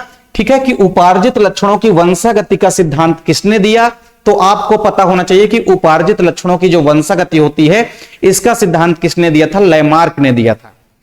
और इसके अलावा एक चीज और आपके एग्जाम में क्वेश्चन पूछा जाता है कि अंगों के प्रयोग व अनुप्रयोग का सिद्धांत किसने दिया। तो आपको याद रखना है कि अंगों के प्रयोग व अनुप्रयोग का सिद्धांत किसने दिया था, तो यह भी दिया था लैमार्क ने। लैमार्क ने ही बताया था कि मानव जिस अंग का ज्यादा प्रयोग करेगा वो ज्यादा विकसित हो जाते हैं और जिन अंगों का मानव यूज नहीं करता है वो कालांतर में धीरे धीरे करके निष्क्रिय हो जाते हैं। तो सिंपल सी बात है कि लैमार्क ही प्रथम ऐसे व्यक्ति थे जिन्होंने जैव विकास को विस्तार पूर्वक समझाया, और जैव विकास से संबंधित जो लैमार्क का सिद्धांत है उसको हम लैमार्कवाद के नाम से जानते हैं। ठीक है, और सिंपल सी बात है कि इनकी एक पुस्तक है जिस पुस्तक का भी नाम आपको तैयार कर लेना है, अक्सर आपके एग्जाम में पूछी जाती है। उस पुस्तक का नाम है फिलोसफिक जूलॉजिक। ठीक है, तो फिलोसफिक जूलॉजिक नामक पुस्तक जो है ये लैमार्क ने लिखी थी। बायोलॉजी शब्द भी आपका लैमार्क ने ही दिया था 1801-2 के बीच में। ठीक है, तो ये सारी चीजें आपको ध्यान में रखना है। अब आते हैं लैमार्कवाद के मुख्य बिंदु में। तो लैमार्कवाद के मुख्य बिंदु में आप देखेंगे पहला जो इंपोर्टेंट पॉइंट है वो क्या कह रहा है कि सभी प्रकार के जीवों में ठीक है निरंतर अपने शरीर में पाए जाने वाले अंगों के आकार को बढ़ाने की प्रवृत्ति पाई जाती है। ठीक है, तो सभी प्रकार के जीवों में, यहां पे आप लोग जीव बना लेंगे, तो सभी प्रकार के जीवों में चाहे वो जैसे जीव हो, सभी प्रकार के जीवों के अंदर स्वयं के शरीर के अंदर यह क्षमता पाई जाती है कि वो अपने आकार को बढ़ा सके। पहली चीज तो ये बताई लैमार्क ने सबसे पहले तो यही बता दिया कि कोई भी जीवधारी हो उसके अंदर यह क्षमता पाई जाती है कि वो अपने आकार को ग्रोथ कर सकता है, यानी कि वृद्धि कर सकता है। दूसरी चीज लैमार्क की आपको याद रखनी है कि जीवों में आवश्यकताओं के अनुसार नए अंगों का विकास होता है। इन्होंने बताया कि जैसे जैसे आवश्यकता बढ़ती जाती है वैसे वैसे नए अंगों का आविष्कार होता जाता है। जैसे आप लोग कहावत भी पढ़ते हैं कि आवश्यकता ही आविष्कारों की जननी है, मतलब जैसे जैसे आवश्यकता बढ़ती गई नए नए अंगों का विकास होता चला गया। तो ये चीज बताई लैमार्क ने। इसके बाद एक पॉइंट आपको और ऐड करना है, यहाँ पे तीसरी पॉइंट आप लोग लिख सकते हैं इसको। तीसरा पॉइंट इन्होंने ये बताया कि उपार्जित लक्षणों की वंशागति होती है। क्या होती है? इन्होंने बताया कि उपार्जित लक्षणों की वंशागति होती है। उपार्जित लक्षण मतलब जो भी अपने जीवन काल में अर्जित किए गए लक्षण होते हैं, ठीक है, उनकी वंशागति होती है, यानी कि वो लक्षण पीढ़ी दर पीढ़ी जो है उस लक्षण को व्यक्त करते हैं। ठीक है, तो उपार्जित लक्षणों की वंशागति होती है। और ये चीज किसने बताई? तो ये चीज भी बताई लैमार्क ने कि उपार्जित लक्षणों की वंशागति होती है। जो भी उपार्जित लक्षण है वो पीढ़ी दर पीढ़ी व्यक्त होते रहते हैं। ठीक है, ये चीज भी बताई लैमार्क ने। तो आपको ये तीनों पॉइंट याद रखना है, लैमार्कवाद याद रखना है, लैमार्कवाद के तीनों इंपोर्टेंट पॉइंट आपको नोट करना है। हो सकता है इस बार आपके एग्जाम में लैमार्कवाद या डार्विनवाद से क्वेश्चन पूछ लिया जाए। चलिए, इसके बाद अगला क्वेश्चन है द्विनिषेचन व त्रिसंलयन क्या होता है। मोस्ट इंपोर्टेंट क्वेश्चन है चैप्टर 1 से आप लोगों के लिए। तो द्विनिषेचन एक ऐसी प्रक्रिया होती है जिसमें 2 बार निषेचन होता है। कितनी बार निषेचन होता है? 2 बार। एक बार जो निषेचन होगा उसमें जो पहला नरयुग्मक है वो तो किसके साथ क्रिया कर लेगा? अंड कोशिका के साथ क्रिया कर लेगा और जाइगोट यानी कि युग्मनज का निर्माण कर लेता है। और जो दूसरा निषेचन होता है वो दूसरे नरयुग्मक और द्वितीयक केंद्रक के मध्य होता है। ठीक है, तो द्विनिषेचन की खोज की अगर हम बात करते हैं तो सबसे पहले इसकी खोज जो है लिलियम तथा फ्रिटिलेरिया, ये दोनों पादपों के नाम है। तो लिलियम तथा फ्रिटिलेरिया, इन्हीं दोनों पौधों में सबसे पहले एसजी नवास्चिन ने, किसने? नवास्चिन ने सबसे पहले द्विनिषेचन की खोज की थी। कब की थी? तो 1898 में की थी। ठीक है, और लगभग सभी एंजियोस्पर्मिक पौधों का यह विशिष्ट लक्षण है, यानी जो द्विनिषेचन की प्रक्रिया पाई जाती है ये केवल और केवल एंजियोस्पर्मिक प्लांट यानी कि आवृत्तबीजी पादपों का ही लक्षण है। आपको अनावृत्तबीजी पादपों के अंदर यह विशेष प्रकार की प्रक्रिया देखने को नहीं मिलेगी। ठीक है, तो यह एक विशेष प्रकार की प्रक्रिया होती है जिसमें आपको बताना है कि जो पहला नरयुग्मक होता है वो अंड कोशिका के साथ क्रिया करके केंद्रक का जाइगोट का निर्माण कर लेता है, जिसको हम बोलते हैं सत्य निषेचन। और फिर दूसरी बार जो निषेचन होता है वो होता है किसके बाद? वो होता है द्वितीयक केंद्रक के साथ। तो दूसरा नरयुग्मक जो है वो द्वितीयक केंद्रक के साथ क्रिया करता है और इन दोनों प्रक्रियाओं को मिला करके ही एक साथ आवृत्तबीजियों का ये जो विशिष्ट व्यवहार होता है या आप विचित्र व्यवहार कह सकते हैं, क्योंकि ये जो निषेचन होता है ये हर एक किसी के अंदर नहीं होता है, केवल और केवल आवृत्तबीजियों के अंदर ही होता है। तो आवृत्तबीजियों का ये जो विचित्र व्यवहार होता है जिसमें कि 2 बार निषेचन होता है, इसी को हम बोलते हैं डबल फर्टिलाइजेशन। डबल फर्टिलाइजेशन को आपको थोड़ा सा यहां पे समझना पड़ेगा। जैसे आप लोग भ्रूण कोश की संरचना देखें, ठीक है, ये है भ्रूण कोश की संरचना। इस भ्रूण कोश की संरचना में हमको कई अलग अलग पॉइंट दिखाई देते हैं। इस भ्रूण कोश की संरचना में यहां पे होते हैं ध्रुव केंद्रक। ये 2 केंद्रक होते हैं जिनको हम बोलते हैं ध्रुव केंद्रक या इनको हम बोलते हैं द्वितीयक केंद्रक। क्या बोलते हैं? इनको हम द्वितीयक केंद्रक भी बोलते हैं, यानी कि ध्रुव केंद्रक या सेकेंडरी, या आप बोल सकते हैं सेकेंडरी न्यूक्लियस। ठीक है, द्वितीयक केंद्रक। और इसके अलावा आपको भ्रूण कोश की संरचना में क्या देखने को मिला था कि ऊपर साइड 3 कोशिकाएं होती है जिनको हम बोलते हैं एंटीपोडल सेल। यहां पे एक बड़ी सी कोशिका होती है जिसको हम बोलते हैं अंड कोशिका, और इसके बाद 2 किनारे किनारे कोशिकाएं होती है जिनको हम बोलते हैं सहायक कोशिका यानी कि सिनर्गिड सेल। ठीक है, तो ये हो गया हमारा द्वितीयक केंद्रक और ये होता है भैया अंड कोशिका। क्या होती है? अंड कोशिका, अंड कोशिका। ठीक है, तो जब परागण हो जाता है, परागण के पश्चात पराग नलिका का निर्माण होता है, ये चीज भी आप लोगों को पता है। ठीक है, तो जैसे एक डायग्राम हम यहां पे और बना रहे हैं। ठीक है, इस डायग्राम के थ्रू आपको थोड़ा सा यहां पे समझने को मिलेगा। ठीक है, इस डायग्राम के थ्रू यहां पे आप देखेंगे हम एक बीजांड की संरचना जो है बना रहे हैं। ठीक है, एक बीजांड की संरचना हम यहां पे बना रहे हैं। ठीक है, और इस बीजांड की संरचना में आप देखेंगे, ठीक है, इस बीजांड की संरचना में आपको यह दिखाई देगा। ठीक है, ये हमारे पास एक डायग्राम है और ऊपर का ये जो मान लीजिए हमारा पार्ट, ये हमारा हो गया वर्तिकाग्र। क्या हो गया? वर्तिकाग्र यानी कि स्टिग्मा। अब जैसे ही कोई परागकण आता है, ठीक है, जैसे ही कोई परागकण आता है, परागकण आने के पश्चात इस वर्तिकाग्र में गिरते हैं, जिस प्रक्रिया को हम क्या बोलते हैं? परागण यानी कि पॉलिनेशन। अब परागण के पश्चात क्या होता है? यहां से एक पराग नलिका विकसित हो जाती है। क्या हो जाती है? एक पराग नलिका विकसित हो जाती है। ठीक है, इस पराग नलिका के अंदर क्या होते हैं? इस पराग नलिका के अंदर 2 लघु बीजाणु यानी कि 2 परागकण के जो युग्मक बनेंगे जिनको हम बोलेंगे नर युग्मक। ठीक है, तो इसके अंदर 2 प्रकार के नर युग्मक बनेंगे और दोनों नर युग्मक कहां जाएंगे? ये दोनों नर युग्मक जो है विकसित परागकण से क्या बनेंगे? मान लीजिए ये परागकण है, अब परागकण से क्या बनते हैं? परागकण विकसित होकर के नर युग्मक का निर्माण करते हैं। तो ये परागकण यहां पे विकसित होते हैं वर्तिकाग्र की सतह पे और उसके पश्चात 2 नर युग्मक का निर्माण करते हैं और दोनों नर युग्मक क्या होते हैं? इस पराग नलिका के माध्यम से, दोनों नर युग्मक जो होते हैं इस पराग नलिका के माध्यम से कहां जाते हैं? दोनों नर युग्मक इस पराग नलिका के माध्यम से आ जाते हैं यहां। ठीक है, ये बीजांड के अंदर, और बीजांड की संरचना के अंदर क्या होता है? यही भ्रूण कोश आपको दिखाई देता है। तो ये जो दोनों नर युग्मक बने हैं, इन दोनों नर युग्मक में से होगा क्या? दोनों नर युग्मक से देखिए क्या होगा? जो पहला नर युग्मक, ये वाला जो पहला नर युग्मक है, ये तो हमारा पहला नर युग्मक हो गया। ठीक है, एक नर युग्मक ये हो गया, तो ये पहला नर युग्मक हो गया। और ये वाला हमारा दूसरा नर युग्मक हो गया, ये हमारा दूसरा नर युग्मक है। ठीक है, तो देखिए जो पहला नर युग्मक है, ये पहला नर युग्मक जब पहुंचेगा भ्रूण कोश के अंदर, तो पहला वाला जो नर युग्मक है, ठीक है, इसको आप लोग अलग से यहां पे देख लेंगे। जो हमारा पहला वाला नर युग्मक है, ठीक है, जो हमारा पहला नर युग्मक है, जो हमारा पहला नर युग्मक है, ये किसके साथ क्रिया करेगा? पहला नर युग्मक क्रिया करेगा किसके साथ? अंड कोशिका के साथ क्रिया करेगा। किसके साथ क्रिया करेगा? पहला नर युग्मक जो है ये एग सेल यानी कि अंड कोशिका के साथ क्रिया कर लेगा, और अंड कोशिका के साथ जब क्रिया कर लेता है तो इस प्रक्रिया को हम बोलते हैं सत्य निषेचन। क्या बोलते हैं? इस प्रक्रिया को हम बोलते हैं सत्य निषेचन। ठीक है, यानी कि ट्रू फर्टिलाइजेशन बोलते हैं, सत्य निषेचन या ट्रू फर्टिलाइजेशन, या इसको आप लोग सिनगैमी भी कह सकते हैं। क्या कह सकते हैं आप लोग? सिनगैमी भी आप लोग कह सकते हैं। ठीक है, सिनगैमी, सिनगैमी या सत्य निषेचन। इसमें क्या होगा? पहला नर युग्मक जो है ये अंड कोशिका के साथ मिलेगा और एक डिप्लॉइड संरचना का निर्माण करेगा। ठीक है, इस प्रकार से एक डिप्लॉइड संरचना का निर्माण करेगा, जो कि संरचना कैसी है? डिप्लॉइड है, यानी कि 2n। और इस डिप्लॉइड संरचना को हम क्या बोलते हैं? इस संरचना को हम बोलते हैं जाइगोट। क्या बोलते हैं? इस संरचना को हम बोलते हैं जाइगोट यानी कि युग्मनज। क्या बोलते हैं? जाइगोट यानी कि युग्मनज। ठीक है, और आपको पता है कि जाइगोट से फिर क्या बनता है? जाइगोट से फिर भ्रूण का निर्माण होता है। किसका निर्माण होता है? जाइगोट से फिर भ्रूण यानी कि एम्ब्रियो का निर्माण होता है। तो ये तो हो गया हमारा सत्य निषेचन। अब इसके अलावा जो हमारा दूसरा नर युग्मक बचा है, ठीक है, दूसरा नर युग्मक भी आप लोग देख सकते हैं।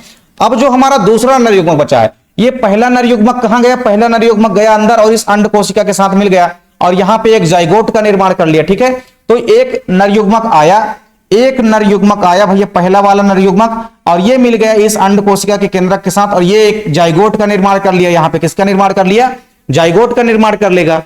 और ये जो हमारा दूसरा नर युग्मक बचा है, ये हमारा दूसरा नर युग्मक भ्रूण कोश के अंदर आएगा और इस द्वितीयक केंद्रक के साथ क्रिया करेगा, जिस प्रक्रिया को हम बोल लेते हैं क्या?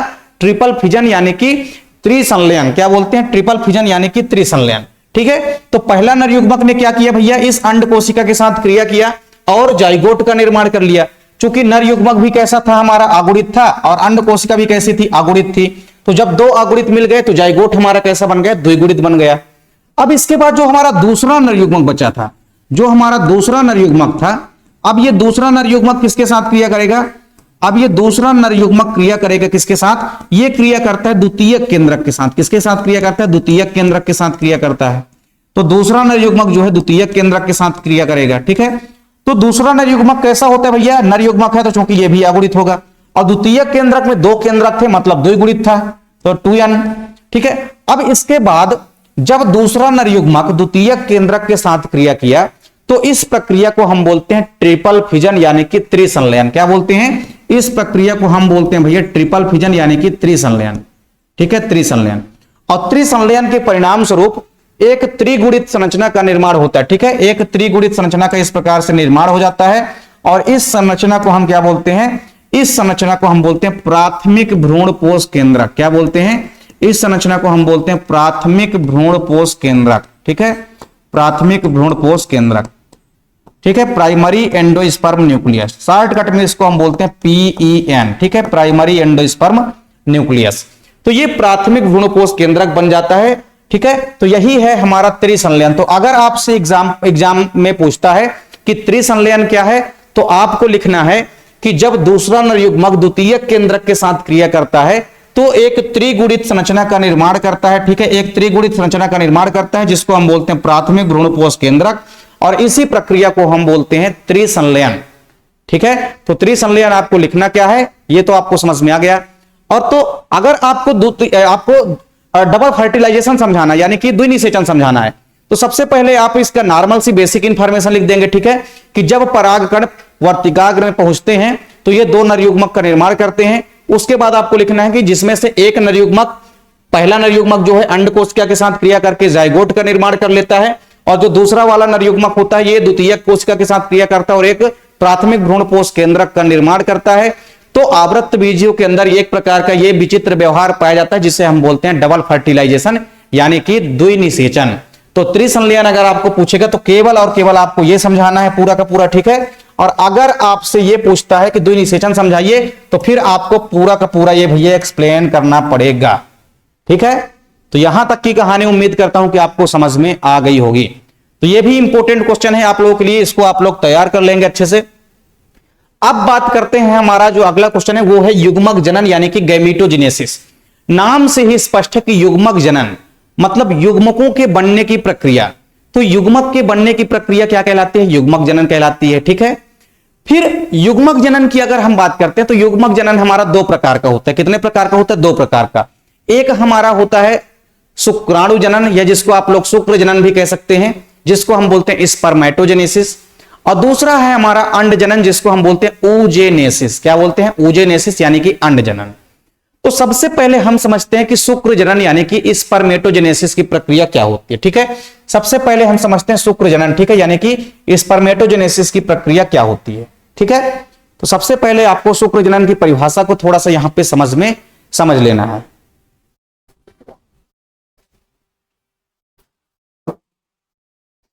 तो देखिए शुक्र जनन में क्या होता है, नाम से स्पष्ट शुक्र जनन मतलब शुक्राणुओं के बनने की जो प्रक्रिया होती है इसी को हम बोलते हैं शुक्र जनन। क्या बोलते हैं? शुक्राणुओं को बनने की जो प्रक्रिया होती है इसको हम बोलते हैं शुक्र जनन, ठीक है। तो शुक्र जनन की प्रक्रिया में होगा क्या कि शुक्राणुओं का निर्माण होगा, ये बात तो हमको पता चल गई। अब शुक्राणुओं का निर्माण कहां होता है? वृषण के अंदर होता है। किसके अंदर? वृषण के अंदर। तो आप ये भी कह सकते हैं कि वृषण में शुक्राणुओं के बनने की क्रिया क्या कहलाती है? शुक्राणु जनन कहलाती है।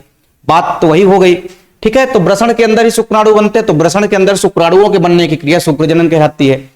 अब देखिए वृषण के अंदर होता क्या है? जर्म कोशिकाएं होती है, जर्म सेल होती है। और उन जर्म सेल से आप देखेंगे कि सबसे पहले क्या होगा? पूर्व शुक्राणुओं का निर्माण होगा। क्या होगा? पूर्व शुक्राणुओं का निर्माण होगा। और पूर्व शुक्राणुओं के निर्माण के पश्चात फिर शुक्राणु का निर्माण होगा। यानी जो शुक्र जनन की प्रक्रिया होती है ये दो चरणों में संपन्न होती है। कितने चरणों में संपन्न होती है भैया? तो ये दो चरणों में संपन्न होती है, ठीक है। कितने चरणों में? दो चरणों में। जो पहला चरण होता है इसमें स्पर्मेटिड का निर्माण होता है। किसका निर्माण होता है? जिसको हम बोलते हैं पूर्व शुक्राणुओं का निर्माण, ठीक है। हिंदी में हम क्या बोलते हैं? पूर्व शुक्राणुओं का निर्माण। क्या बोलते हैं? पूर्व शुक्राणुओं का निर्माण, ठीक है। जिसको आप लोग ये भी कह सकते हैं कि स्पर्मेटिड का निर्माण, ठीक है। तो स्पर्मेटिड का फॉर्मेशन, ठीक है, फॉर्मेशन ऑफ स्पर्मेटिड। तो पहले स्पर्मेटिड यानी कि पूर्व शुक्राणुओं का निर्माण होता है और फिर इसके बाद होता है शुक्र कायांतरण। क्या होता है? फिर इसके बाद शुक्र कायांतरण होता है। और शुक्र कायांतरण के परिणाम स्वरूप ही क्या होता है? शुक्र कायांतरण, जिसको स्पर्मियोजेनेसिस बोलते हैं। शुक्र कायांतरण के पश्चात फिर शुक्राणुओं का निर्माण हो जाता है स्पर्मेटिड से। यह बात क्लियर आपको? अब आपको सबसे पहले स्पर्मेटिड का निर्माण करना है, यानी कि पूर्व शुक्राणुओं का निर्माण करना है। तो स्पर्मेटिड का जो निर्माण होता है यानी कि जो पूर्व शुक्राणुओं का निर्माण होगा, तो सबसे पहले पूर्व शुक्राणुओं का निर्माण होगा। तो ये पूर्व शुक्राणुओं का जो निर्माण होता है ये 3 चरणों में होता है। कितने चरणों में? 3 स्टेप में। सबसे पहले कौन सी प्रवस्था होती है? 3 प्रवस्थाओं में इसका निर्माण होगा, ठीक है। 3 प्रवस्थाओं में इसका निर्माण होगा। पहली प्रवस्था होती है गुणन प्रवस्था, ठीक है। पहली प्रवस्था होती है गुणन प्रवस्था, जिसको हम बोलते हैं मल्टीप्लीकेशन फेज, ठीक है। दूसरा होता है वृद्धि प्रवस्था। दूसरी प्रवस्था कौन सी होती है? दूसरी प्रवस्था होती है वृद्धि प्रवस्था, ठीक है। फिर इसके बाद तीसरी प्रवस्था कौन सी होती है? जिसको हम बोलते हैं परिपक्वन प्रवस्था, ठीक है। परिपक्वन यानी कि मैचुरेशन फेज, ठीक है, परिपक्वन प्रवस्था। तो 3 प्रवस्थाओं में सबसे पहले क्या होगा? स्पर्मेटिड का निर्माण होगा और फिर उन स्पर्मेटिड में क्या होगा? शुक्र कायांतरण होगा, जिसके परिणाम स्वरूप शुक्राणुओं का निर्माण हो जाएगा। अब पूरे की पूरी जो हमारी कहानी है स्पर्मेटोजेनेसिस की, उसको यहां पे हमको रेखा चित्र के माध्यम से समझना है। यह क्वेश्चन आपके एग्जाम में पूछा जा सकता है। रेखा चित्र के द्वारा आप लोग शुक्र जनन की प्रक्रिया को समझाइए। यह क्वेश्चन आपके एग्जाम में पूछा जा सकता है। तो चलिए सबसे पहले हमको यह समझना है कि हमारे वृषण के अंदर जर्म कोशिकाएं होती है, जिसको हम प्रिमोर्डियल सेल बोलते हैं या प्रिमोर्डियल जर्म सेल आप बोल सकते हैं। क्या बोल सकते हैं आप लोग? प्रिमोर्डियल जर्म सेल आप लोग बोल सकते हैं, ठीक है। अब इस प्रिमोर्डियल जर्म सेल में आप देखेंगे, ठीक है, इस प्रिमोर्डियल जर्म सेल में क्या होगा? सबसे पहले पहली प्रवस्था होगी, जिसको हम बोलते हैं मल्टीप्लीकेशन फेज। पहली प्रवस्था है भैया हमारी गुणन प्रवस्था, ठीक है। हिंदी से आप लोग लिख लेंगे, नहीं आप लोग कंफ्यूज भी हो सकते हैं। तो सबसे पहली प्रवस्था है हमारी गुणन प्रवस्था, जिसको हम बोलते हैं मल्टीप्लीकेशन फेज। और इस फेज में क्या होगा? इस प्रवस्था में क्या होगा? यहां पे माइटोसिस डिवीजन होगा, यानी कि समसूत्री विभाजन होगा। क्या होगा? समसूत्री विभाजन होगा, ठीक है। तो वृषण के अंदर जो जर्म कोशिकाएं होती है, वृषण के अंदर जर्म कोशिकाओं में क्या होगा? समसूत्री विभाजन होगा। तो समसूत्री विभाजन आपको पता है समान प्रकार का विभाजन है, यानी कि अगर इस जर्म कोशिका के अंदर 2 गुणित केंद्रक है, तो वही द्विगुणित संरचना जो है इन सभी कोशिकाओं के अंदर जो है आपको दिखाई देगी। ठीक है, तो यहां पे एक कोशिकाओं से 4 कोशिका बन जाएगी। ठीक है, सबसे पहले क्या होगा, गुणन व्यवस्था होगी जिसमें समसूत्री विभाजन होगा। समसूत्री विभाजन के द्वारा एक कोशिका से 4 कोशिकाएं बन जाएगी और इन चारों कोशिकाओं को हम बोलते हैं स्पर्मेटोगोनिया। क्या बोलते हैं? स्पर्मेटोगोनिया। ठीक है, स्पर्मेटोगोनिया। ठीक है, थोड़ा सा यहां पे आपको चेंज कर लेना है, क्या बनाना है आपको?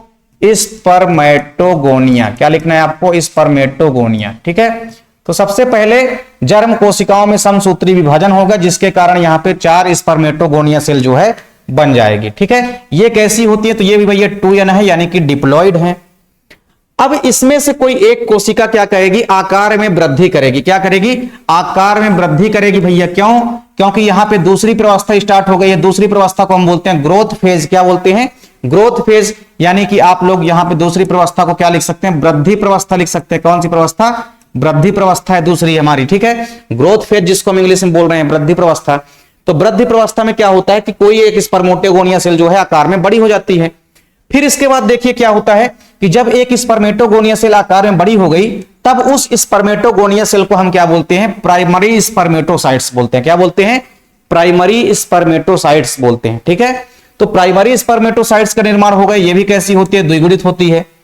फिर इस प्राइमरी स्पर्मेटोसाइट्स में क्या होगा? अब मैचुरेशन फेज होगा। तीसरी प्रवस्था जो है उसको हम बोलते हैं मैचुरेशन फेज, यानी कि परिपक्वन प्रवस्था। कौन सी प्रवस्था है भैया? तीसरी प्रवस्था है परिपक्वन प्रवस्था। कौन सी प्रवस्था? परिपक्वन प्रवस्था। अब इस परिपक्वन प्रवस्था में क्या होगा? 2 बार यहां पे क्या होगा? 2 बार यहां पे मायोसिस होगा। ठीक है, मियोसिस होगा, यानी कि अर्धसूत्री विभाजन होता है। तो सबसे पहले जब अर्धसूत्री विभाजन होगा तो प्राइमरी स्पर्मेटोसाइट से यहां पे 2 सेकेंडरी स्पर्मेटोसाइट बन जाएंगे। ठीक है, तो प्राइमरी स्पर्मेटोसाइट से 2 सेकेंडरी स्पर्मेटोसाइट्स का निर्माण हो जाएगा। ठीक है, और फिर इस 2 सेकेंडरी स्पर्मेटोसाइट्स में फिर से क्या होगा? फिर से अर्धसूत्री विभाजन होगा। तो फिर से क्या हो जाएगा भैया? फिर से जो अर्धसूत्री विभाजन होगा तो इन 2 कोशिकाओं से फिर यहां पे 4 कोशिकाएं जो है बन जाएगी। कितनी कोशिकाएं बन जाएगी? 4 कोशिकाएं। और इन चारों कोशिकाओं को हम क्या बोलते हैं भैया? स्पर्मेटिड बोलते हैं या पूर्व शुक्राणु बोलते हैं। ठीक है, स्पर्मेटिड या इनको हम पूर्व शुक्राणु बोलते हैं। ठीक है, स्पर्मेटिड या पूर्व शुक्राणु। तो हमारा सबसे पहला स्टेप क्या था कि पूर्व शुक्राणुओं का निर्माण होगा। तो 3 स्टेप के माध्यम से हमारा पूर्व शुक्राणुओं का निर्माण हो गया। और फिर इसके बाद हमको यह देखने को मिल रहा है कि पूर्व शुक्राणुओं का जब निर्माण हो गया तो इसमें जो है स्पर्मियोजेनेसिस की प्रक्रिया होगी। ठीक है, यानी कि यहां पे क्या होगा? अब शुक्र कायांतरण होगा। क्या होगा? शुक्र कायांतरण होगा। और इस शुक्र कायांतरण के परिणाम स्वरूप चारों स्पर्मेटिड से 1 2 3 4 इन चारों स्पर्मेटिड से फिर यहां पे 4 शुक्राणुओं का निर्माण हो जाएगा। ठीक है, कितने शुक्राणुओं का निर्माण? तो 4 स्पर्मेटिड से यहां पे 4 शुक्राणुओं का निर्माण जो है हो जाएगा। ठीक है, तो ये हो गए भैया, ये बन गए शुक्राणु। ठीक है, ये बन गए शुक्राणु, यानी कि स्पर्मेटो यानी कि स्पर्म। ठीक है, स्पर्म बन गए यानी कि शुक्राणु। तो पूरी की पूरी आपको याद रखना है कि एक बार के स्पर्मेटोजेनेसिस यानी कि एक बार के शुक्र जनन की प्रक्रिया में 4 शुक्राणुओं का निर्माण होता है। एक क्वेश्चन आपके बोर्ड एग्जाम में अक्सर पूछा जाता है, ठीक है, कि एक प्राइमरी स्पर्मेटोसाइट से कितने शुक्राणु बनते हैं? तो एक प्राइमरी स्पर्मेटोसाइट से आपको याद रखना है 4 शुक्राणु बनते हैं। कितने शुक्राणु बनते हैं? 4 शुक्राणु बनते हैं। ये देखिए एक हमारी प्राइमरी स्पर्मेटोसाइट्स है, तो इसमें से देखिए यहां पे लास्ट में कितने बने? 1 2 3 4 शुक्राणु बने हैं ना। तो अगर आपसे ये पूछता है कि एक प्राथमिक स्पर्मेटोसाइट से कितने शुक्राणु बनेंगे, ठीक है, तो एक प्राथमिक स्पर्मेटोसाइट से या आप ऐसा भी कह सकते हैं कि एक प्राथमिक स्पर्मेटोसाइट से कितने बनेंगे? तो 4 शुक्राणु बनेंगे। अगर आपसे बोर्ड एग्जाम में यह पूछ दिया कि 100 स्पर्मेटोसाइट से कितने शुक्राणु बनेंगे, तो 100 स्पर्मेटोसाइट से भैया 400 शुक्राणु बनेंगे। कितने बनेंगे? 400 स्पर्म बनेंगे। जब एक स्पर्मेटोसाइट से भैया 4 शुक्राणु बनते हैं तो 100 प्राथमिक स्पर्मेटोसाइट से 400 शुक्राणु बनेंगे। और अगर आपसे यह पूछ लिया जाता है कि सेकेंडरी स्पर्मेटोसाइट, कितने सेकेंडरी स्पर्मेटोसाइट से 400 शुक्राणु बनेंगे, तो देखिए 1 2 सेकेंडरी स्पर्मेटोसाइट से 4 शुक्राणु बनते हैं। तो जब 2 सेकेंडरी स्पर्मेटोसाइट से 4 शुक्राणु बनेंगे तो आपको एक चीज और याद रखना है कि जब दो सेकेंडरी स्पर्मेटोसाइट से भैया 4 शुक्राणु बनते हैं यानी डबल बन रहे हैं, तो आपको लिखना है कि 200। अगर मान लीजिए हमको 400 शुक्राणु बनाना है सेकेंडरी स्पर्मेटोसाइट से, तो 400 शुक्राणु बनाने के लिए हमको भैया 200 सेकेंडरी स्पर्मेटोसाइट चाहिए। कितने? 200 सेकेंडरी स्पर्मेटोसाइट चाहिए, ठीक है, 400 शुक्राणु बनाने के लिए। तो 100 प्राथमिक स्पर्मेटोसाइट चाहिए। देखिए 100 प्राथमिक स्पर्मेटोसाइट चाहिए, प्राइमरी स्पर्मेटोसाइट चाहिए 100, 400 शुक्राणु बनाने के लिए। लेकिन अगर हमको 400 शुक्राणु बनाना है सेकेंडरी स्पर्मेटोसाइट से, तो उसके लिए हमको केवल 200 सेकेंडरी स्पर्मेटोसाइट्स की ही आवश्यकता पड़ेगी। ये क्वेश्चन आपके एग्जाम में आते हैं, अक्सर ऑब्जेक्टिव क्वेश्चन में घुमा फिरा करके पूछता है कि एक प्राथमिक स्पर्मेटोसाइट से कितने शुक्राणु बनते हैं, तो हमको पता है 4। तो बोर्ड एग्जाम में दे देगा कि भैया 50 प्राथमिक स्पर्मेटोसाइट से कितने शुक्राणु बनेंगे, तो 50 में आप 4 का मल्टीप्लाई करिए तो 200 आ जाएगा। और अगर आपसे ये पूछे कि कितने द्वितीयक स्पर्मेटोसाइट से 400 शुक्राणु बनेंगे, तो आपको पता है कि दो सेकेंडरी स्पर्मेटोसाइट से 4 शुक्राणु बनते हैं। तो यानी हमको यहां पे 400 शुक्राणु अगर बनाना है तो हमको 200 सेकेंडरी स्पर्मेटोसाइट्स लेना पड़ेगा। तो ये क्वेश्चन भी आपका क्लियर हो गया होगा, इसका भी आप लोग स्क्रीनशॉट ले सकते हैं। और इसके बाद एक आखिरी क्वेश्चन है हमारा, जिसका नाम है oogenesis, यानी कि अंडजनन। तो अंडजनन की प्रक्रिया अगर आप लोग देखें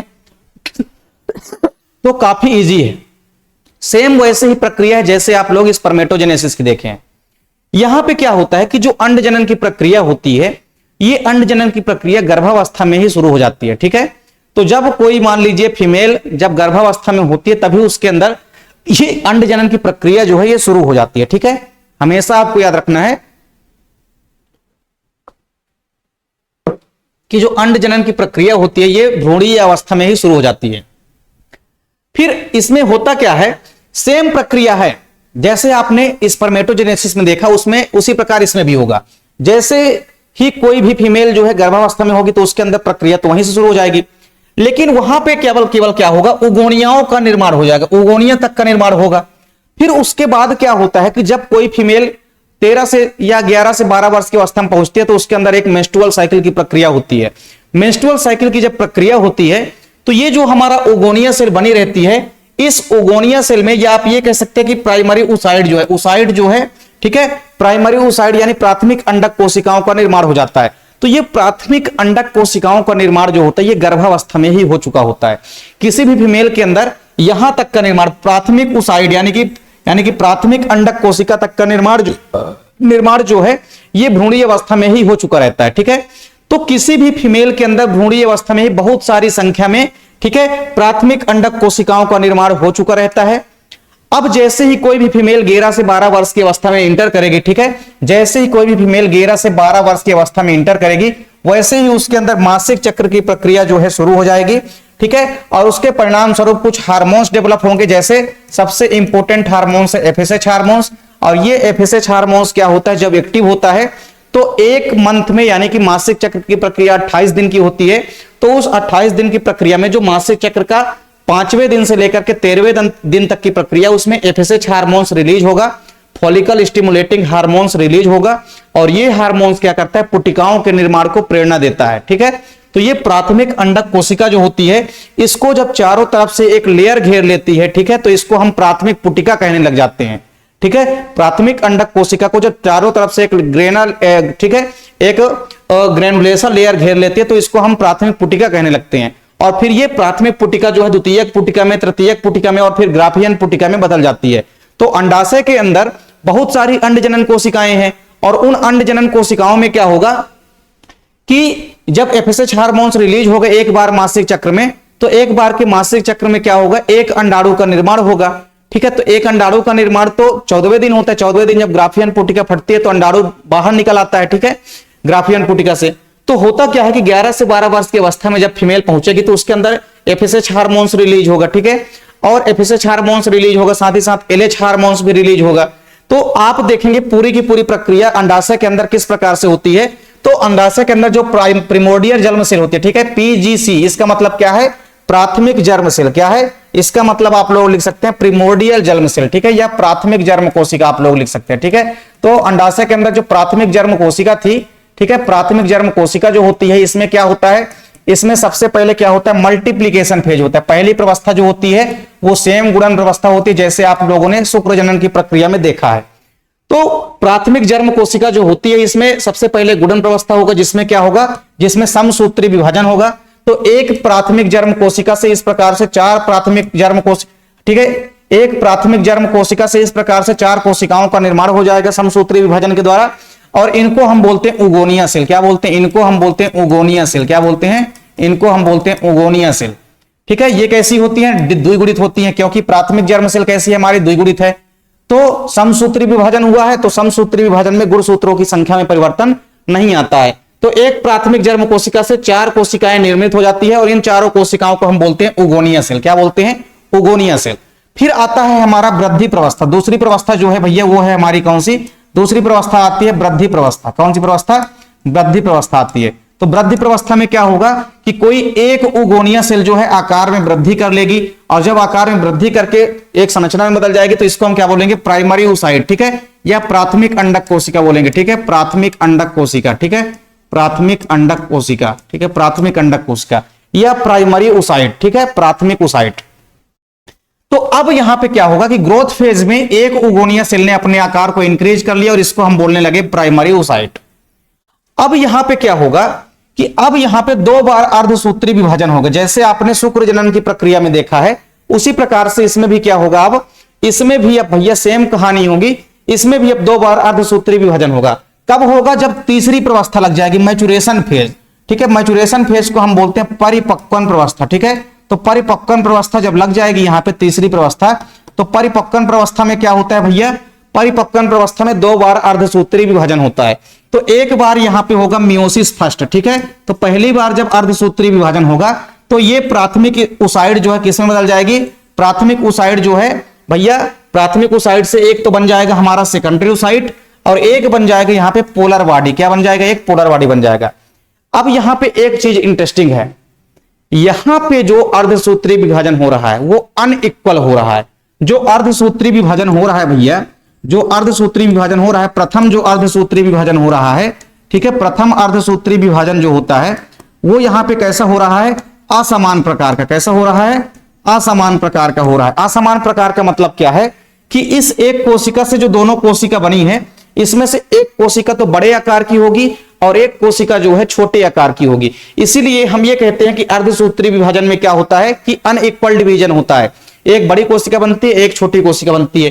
तो ये जो बड़ी कोशिका बनती है इसको हम बोलते हैं सेकेंडरी oocyte यानी कि द्वितीयक अंडक कोशिका। क्या बोलते हैं? सेकेंडरी oocyte यानी कि द्वितीयक अंडक कोशिका। और एक छोटी कोशिका बनती है जिसको हम बोलते हैं प्राथमिक पोलर बॉडी। फिर इसके बाद जब दूसरा अर्धसूत्री विभाजन होगा, दूसरा अर्धसूत्री विभाजन जब होगा तो ये जो हमारी सेकेंडरी oocyte है इसमें से एक ओवम यानी कि अंड, ओवम यानी कि अंड बन जाएगा। क्या बन जाएगा? ओवम यानी कि अंडाणु या अंड बन जाएगा। ठीक है, फिर इसके बाद सेकेंडरी oocyte से जो दोनों कोशिकाएं बनी है उसमें एक बड़ी कोशिका और एक छोटी कोशिका है। तो ये छोटी वाली कोशिका ये क्या है? पोलर बॉडी है। और ये जो हमारी फर्स्ट पोलर बॉडी थी इसमें जब विभाजन हुआ तो इससे 2 पोलर बॉडी और बन गए, यानी यहां पे टोटल जो है 3 पोलर बॉडी बन जाएंगे। 2 पोलर बॉडी यहां पे बने और एक पोलर बॉडी यहां पे, तो total number of polar body कितने बन गए? 3। तो हम ये कह सकते हैं कि एक बार की अगर स्पर्मेटोजेनेसिस की प्रक्रिया होती है तो 3 पोलर बॉडी बनते हैं। कितने पोलर बॉडी बनते हैं? 3 पोलर बॉडी बनते हैं। ठीक है, अक्सर क्वेश्चन पूछा जाता है कि एक बार के अंड जनन की प्रक्रिया में कितने जो है अंडाणु बनते हैं और कितने पोलर बॉडी। तो एक बार अगर अंड जनन की प्रक्रिया होती है तो एक अंडाणु बनता है, और एक बार अगर अंड जनन की प्रक्रिया होगी तो 3 पोलर बॉडी बनते हैं। शुक्राणु जनन की अपेक्षा अंडाणु जनन की प्रक्रिया जो है धीमी गति से संपन्न होती है। ये प्रक्रिया कहां होती है? तो ये प्रक्रिया होती है भैया, अंडाणु जनन की प्रक्रिया कहां होती है भैया? तो ये होती है अंडाशय के अंदर। तो आप ये कह सकते हैं कि अंडाशय के अंदर जो अंडाणुओं के बनने की प्रक्रिया होती है ये कहलाती है अंड जनन यानी कि oogenesis। तो क्लियर, ये हमारा शुक्राणु जनन और अंडाणु जनन की प्रक्रिया कंप्लीट हो गई। उम्मीद करता हूं कि वीडियो आपको पसंद आई होगी। यहां पे हमने 7 से 8 इंपोर्टेंट क्वेश्चन आप लोगों को कवर कराए हैं, और अगर आप लोग ये सोच रहे हैं कि केवल हमने इतने ही क्वेश्चन कराए हैं तो इसके अलावा भी हमने 4 अंकों वाले बहुत सारे क्वेश्चन करा चुके हैं, जिनको आप लोग प्रीवियस वीडियो में जाकर के देख सकते हैं। आप लोग हर एक चैप्टर के लंबे क्वेश्चन जो है आप लोग देख सकते हैं। सारे के सारे हमने टॉपिक आपको कवर करा दिए हैं, चाहे वो आपका डीएनए फिंगरप्रिंटिंग हो, डीएनए द्विगुणन हो, डीएनए की द्विकुंडलित संरचना हो, या प्लाज्मोडियम का लाइफ साइकिल हो, या आपका स्वतंत्र अभ्यूहन का नियम हो। जितने भी 4 अंकों में पूछे जाने वाले इंपोर्टेंट क्वेश्चन हैं सब के सब हमने चैप्टर में ही कवर करा दिए हैं। 1 शॉट वीडियो में भी हमने कवर करा दिया है आपको। तो आप अगर नहीं देखे हैं कोई भी टॉपिक तो आप प्लेलिस्ट में जाइए, वहां पे आपको 1 शॉट मिल जाएगा चैप्टर 10 तक का और चैप्टर 13 का हमने 1 शॉर्ट वीडियो भी आपको प्रोवाइड करा दिया है। वहां पे आपको सारे के सारे टॉपिक जितने हैं सबके सब आपको कवर कर लेना है। डेफिनेट रूप से आपका एग्जाम अच्छा जाएगा। और उसके अलावा आपको इंपॉर्टेंट क्वेश्चन तो हमने जो आपको प्रोवाइड कराया उसको तो आपको तैयार करना ही है। तो उम्मीद करता हूं वीडियो आपको पसंद आई होगी। वीडियो अच्छी लगे तो आप लोग लाइक कमेंट जरूर किया करें। साथ ही साथ अपने दोस्तों के बीच भी ज्यादा से ज्यादा आप लोग वीडियो को शेयर करें। अगर आप लोग चैनल पर नए हैं तो चैनल को सब्सक्राइब जरूर कर लें। मिलते हैं आप लोगों से नेक्स्ट वीडियो में, तब तक के लिए जय हिंद, वंदे मातरम।